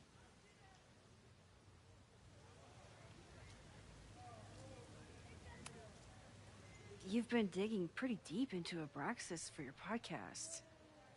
Any developments? Are you trying to get a sneak peek of my next episode?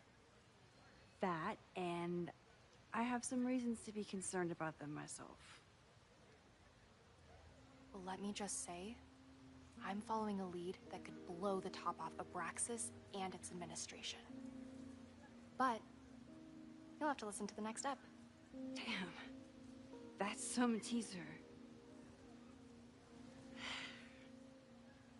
Illuminating as always, Loretta.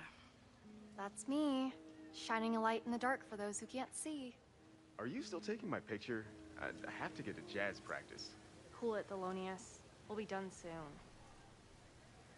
Who else could use my help?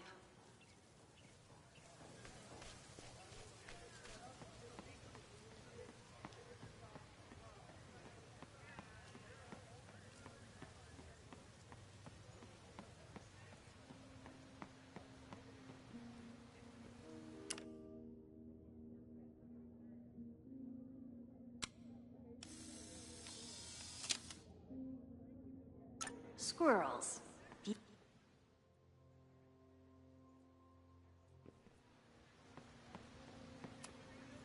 Whatever graffiti was here before, clearly someone wanted it gone right away. This guy's just having a one-man band jam session. He's playing all the instruments. Need to find Reggie and Jeanette.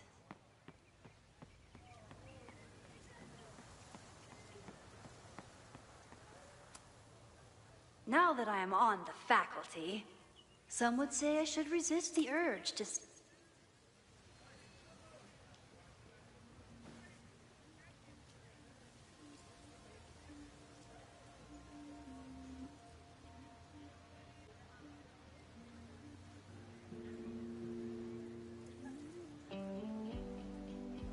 First it was artist in residence. Now it's instructor. If I keep going like this, soon it'll be Professor Caulfield. Oh, God. I always try to point my camera at whatever scares me the most. In high school, it was myself. Then it was being alone. Now... Given my history, I guess there's nothing scarier than being an authority figure. But instead of hiding behind the camera, now I have to step in front of it. And despite everything, I love it. I love the students. I love this place. And I will not let it burn down if I can stop it.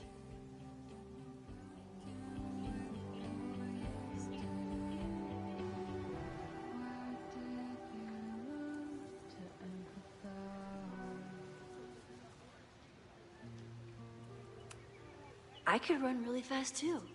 I just don't want to.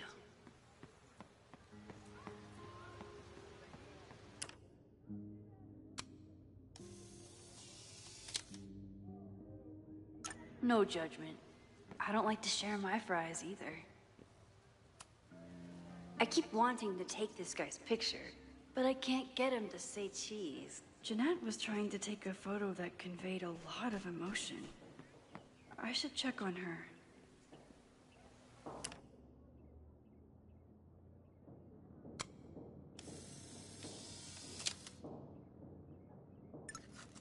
One student down. I can probably... Ah, the Bannertail Gray Squirrel, aka Cirrus carolinensis.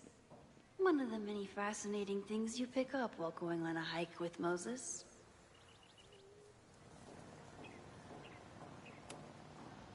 Hey, Professor Miha. Thanks for posing for Jeanette. It's Ratty now, Max. And it's my pleasure. Jeanette is a perfectionist. I have to tread carefully when giving her feedback. Hey, Jeanette. How did your assignment go? Well, I don't know. You tell me.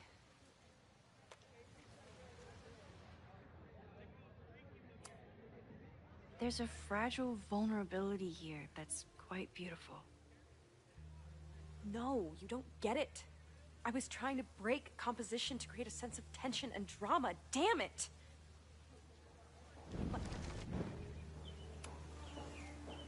Jeanette, let me see that photo. Well, okay. Wow.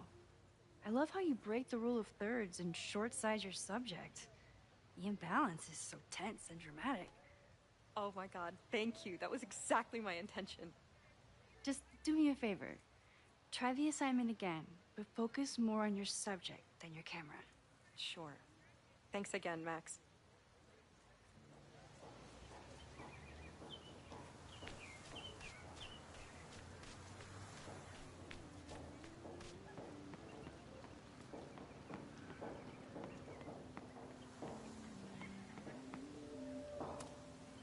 President Teller is all in on his Caledon 2.0 plan. Personally, I'm a fan of the current original Caledon. Caledon 2.0 development plan ready to break ground. President Teller describes plan as ambitious yet critical for ensuring Caledon's future. 4 new buildings, 35 acres of development, completion slated for 2032.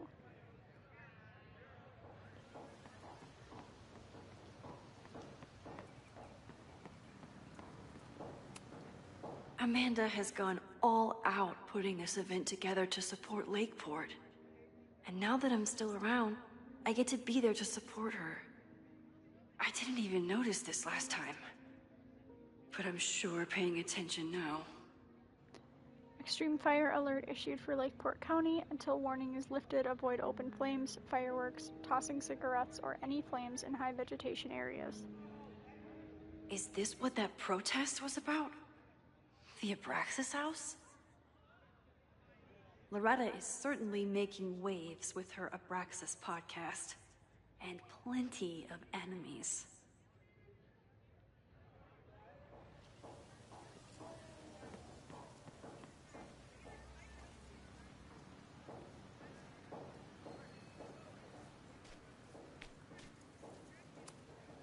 All those affected by the storm may participate with care in this act of rebuilding and resilience. I think I count.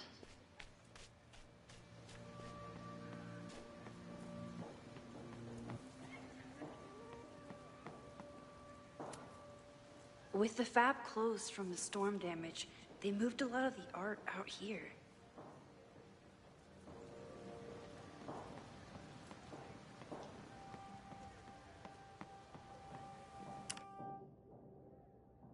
Need to find Reggie.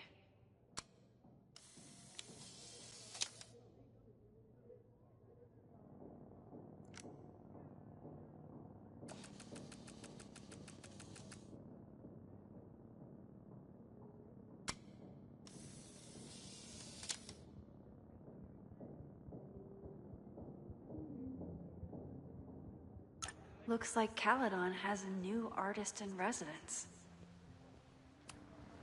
This is where the brunt of the storm hit on campus. Apparently, the damage was way worse in town.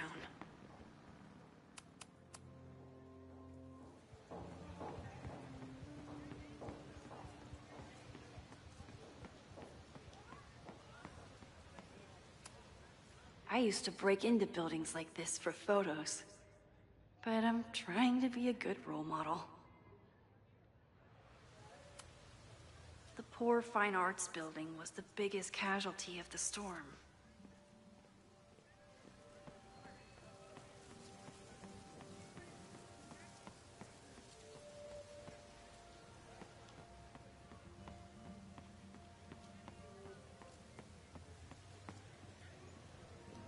There's supposed to be one more photo to take called End of the Week. Let's see if we can find that before we help Reggie.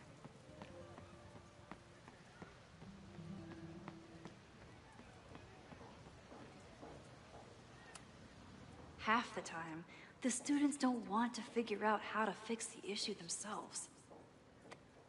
All seems fine to me. Wonder if it's just jammed. Camera's broken. I gotta study for Chem Lab. Peace.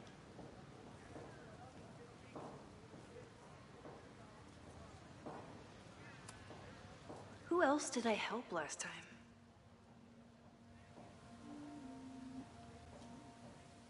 Maybe it just needs the tried and true smack.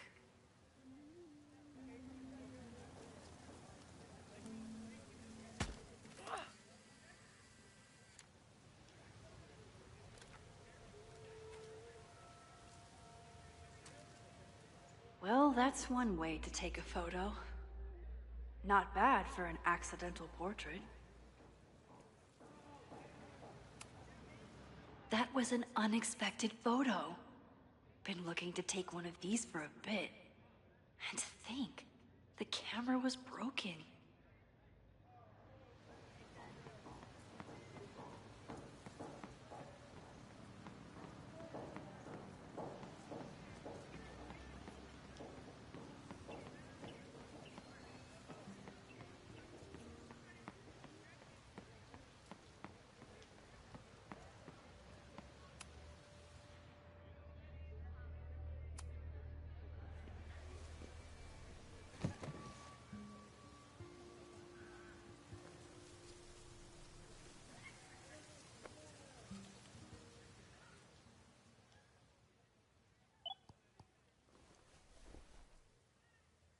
Our telescope is a Meade 16-inch Schmidt case-grain model with an advanced coma-free optical system. In astronomy, we have a little joke that it's not the size of the telescope, but the parallax motion of the celestial ocean. Wonderful. Sorry, is that joke appropriate? You can cut it out, right? Please, tell us more about the telescope. Sure. Well, any Schmidt case-grain telescope is going to feature a moving mirror focuser. Now, there are two main issues with that system: image shift and mirror flop. Fascinating. Of course, a nebula filter is a must, even in Vermont. And for planetary imaging, I always have my bar low ready to swap in. As we like to joke in astronomy, bar low lenses set the bar high for planetary astrophotography. Delightful. Thank you, Moses Murphy, for sharing your extensive knowledge of astronomy and, most importantly, your deep, slumberous voice. Oh, well, you're welcome. And that will conclude another episode of ASMR PhD.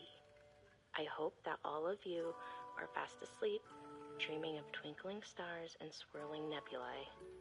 Good night. Wait, what kind of podcast is this?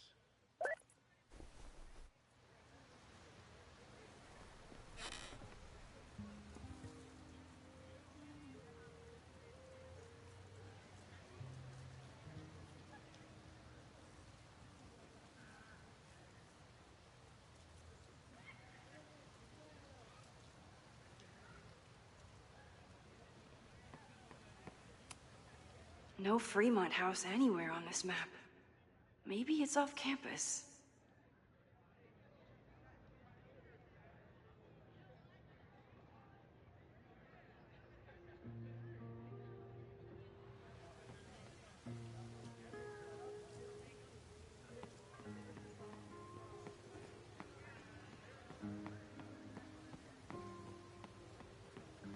Didn't Reggie have a hard time figuring out how to ask someone to take their photo? Maybe I can help.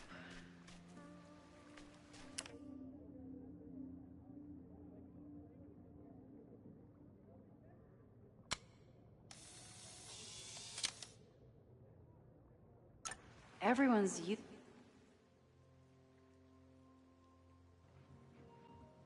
Nice, we found all of them.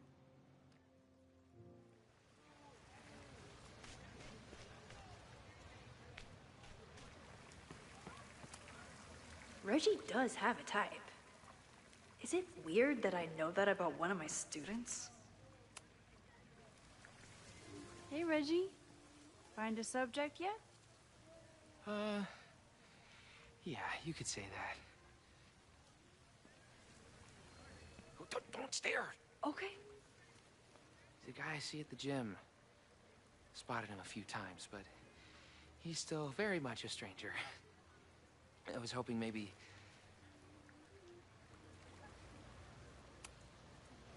This camera is the best icebreaker there is. Trust me. Yeah? Okay. Here it goes.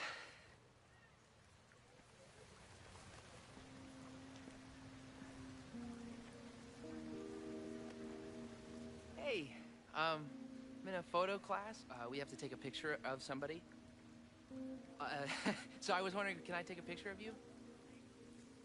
No, but so it's a thing I have to do for class, so I don't really have a choice, but no, for sure. No, I'm into that, for sure. Hey, no issues here. I'm a safe guy. It's good. You have a good one. I'm gonna put that away. Okay.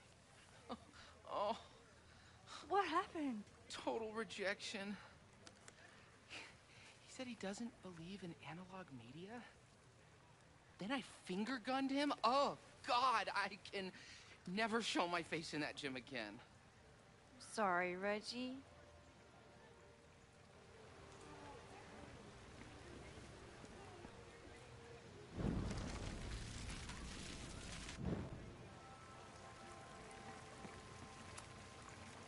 Hello there. What's up? I have this talent where I can guess any student's major. I believe yours is contemporary ceramics? What? Way off. I'm in communication. Damn, so much for that special power. Thanks anyway.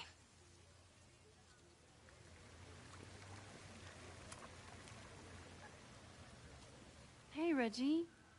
Let me guess. You're working up the courage to ask that student to take his photo? Yeah. Good guess. Little tip.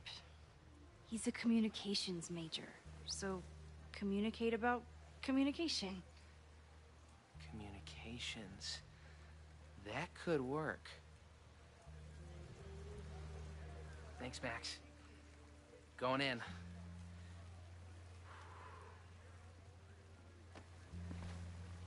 Hi. I'm Reggie.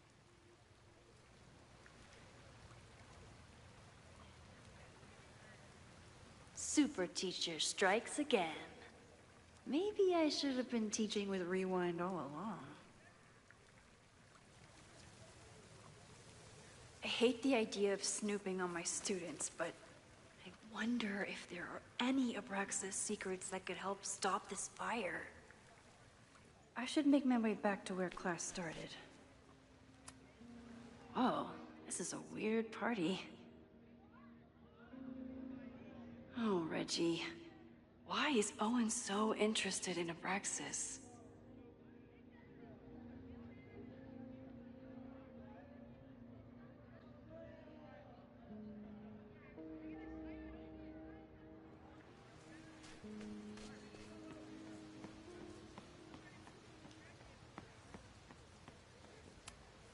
I'm not advocating for tarring and feathering Owen just yet. But this statue does make me think...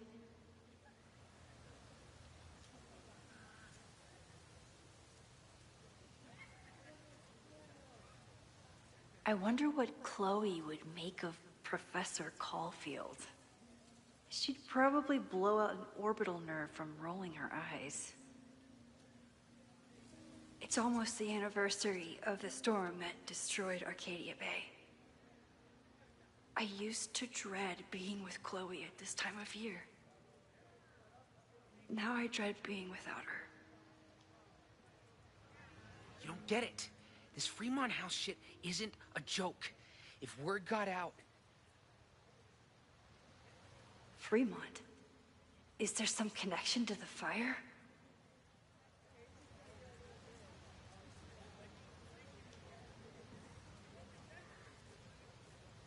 How can I hear more without Reggie noticing?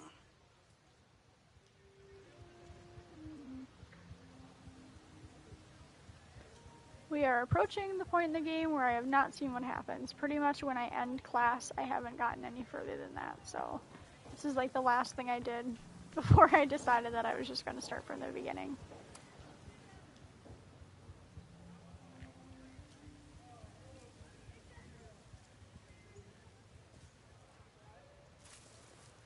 Ah! Max! You scared me. Are you spying on Reggie?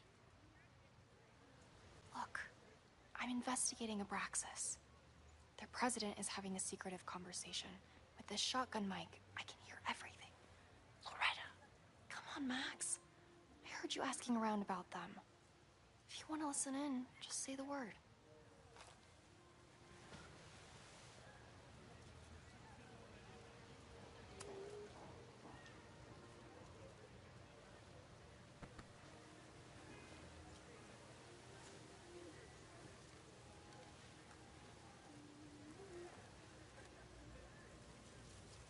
Respectfully, I don't think you get it.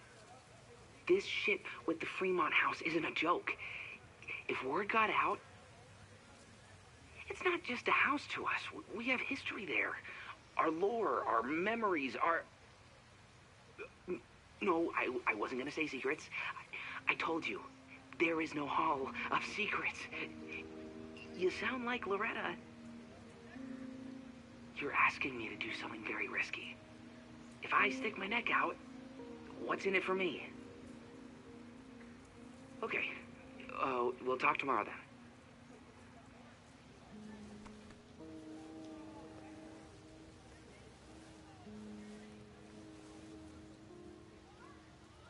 Do I really want Loretta knowing that I snooped with her?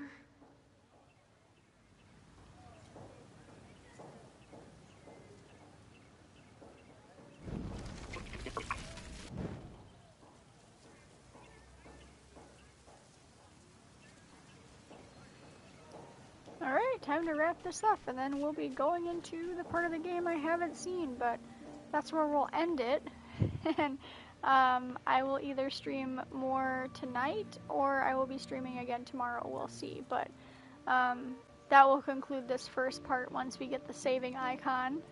And I'm so excited to see what comes next now that I've got these settings figured out, and we don't have to worry about music copyright issues. I really love this game so far. I think they've done such a great job of time to end class. Being immersive and reminding you of what has happened in the previous games and like grabbing your attention right away. They're just really great at doing that in all of their games. I also like how they find a way to kind of give all of the characters from the previous game some kind of an important role.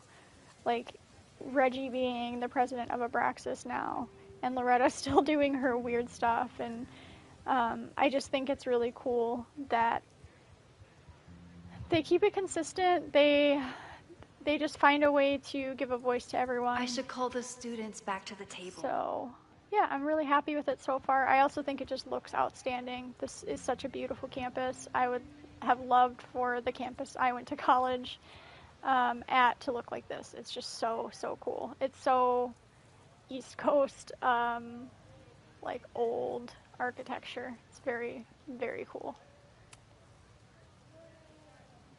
Great work today, everyone. Drop your assignments off in my mailbox before Monday.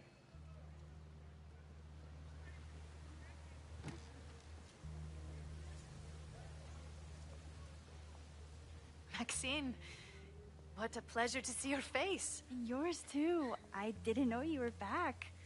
This campus has not felt the same without you. Yes. Well, a lot has happened in the last 9 months. Tell me, how have you been, Professor Caulfield?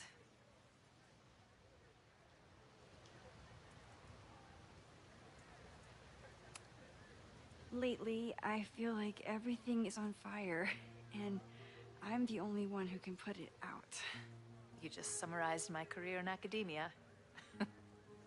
I'm sure the shift to President Teller has been challenging. Owen and I have different ideas for Caledon, but he is a good man. The main idea we seem to disagree on is whether I should have a job. Don't worry. Now that I've taken on a more active role in the Board of Regents, I can ensure that Owen does not push you out. That's a major relief. Good.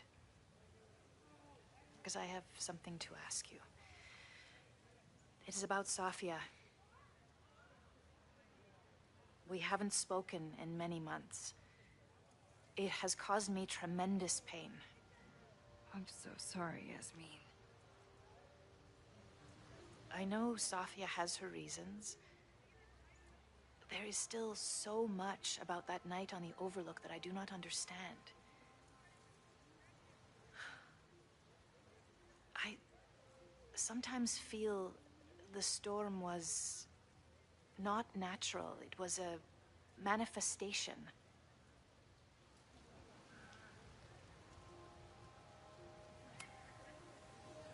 I feel the same way. I wish I were able to explain more about that night, but I can't. It feels good to be able to talk to you about it, though. I feel we are bonded in some sense.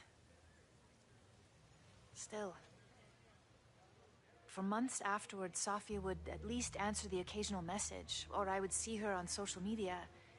But now she's gone completely dark. Maxine, I sense that Safia may be in some terrible danger. Perhaps it is to herself. Perhaps it is to others. I don't know. If I could only know that she was okay, if I could only... Excuse me. I'm so sorry. I didn't mean Oh, to look. intrude. Speak of the devil. But I see that now. I'll be brief.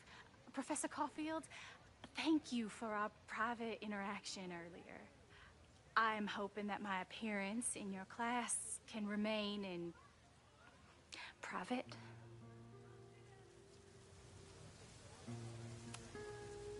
Maybe it would be better if you were open about it. Then we could all help you with your photography. I will consider that advice. See you later, Professor.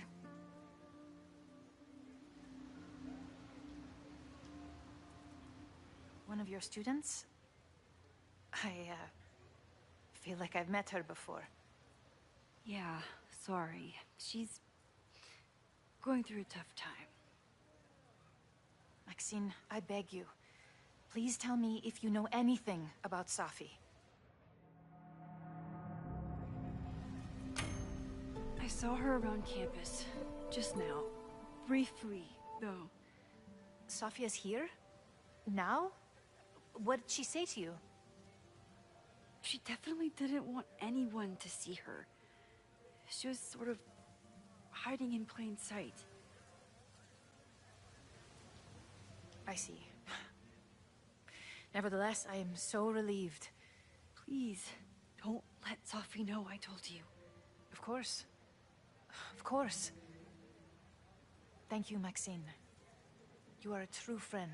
I will not forget it. I hope to see you around a lot more. Yasmin was distraught about Safi. But Safi clearly didn't want me to tell her mom. This could turn out real bad. Ugh, I hated choosing between keeping Safi's secret or keeping Yasmin's trust.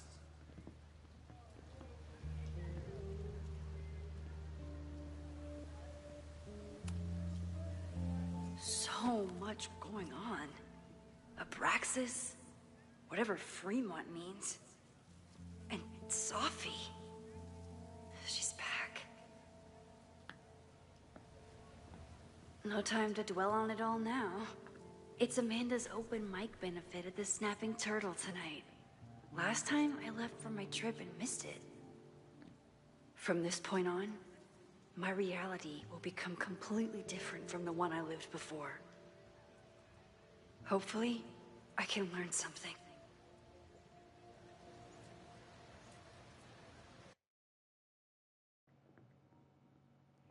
Alright, I think we're gonna get a save screen in a moment, so that's where we're gonna end this first part of the stream. As I mentioned just a few minutes ago, I'm very, very happy with the direction this game is heading. I think they've done an exceptional job of reintroducing characters and tying them into the new story and the new conflict. I am really intrigued by the current thing that's looming. I'm really excited to see how it all is linked together and how Max hopefully is able to save the day. I'm very nervous that one of the characters we love is going to get killed off. I'm hoping that's not the case, but I think it's possible. I don't know. I haven't played any of the game starting at this point moving forward, so for our next stream, we'll be experiencing it for the first time together. I will be uploading this stream to YouTube with some minimal edits, and all future streams of this playthrough will also be uploaded to YouTube, and you can follow me at YouTube at Lilith Alwyn. I'm hoping to return here to stream more of the game either tonight or tomorrow, so if you would like to see the continuation of the stream, subscribe to my channel and turn notifications on, or check back in a couple of days because I believe the streams stay up on Twitch for 7 days. So, alright, thank you so much for watching. I hope you have a wonderful wherever you are, and I will see you when I see you. Bye.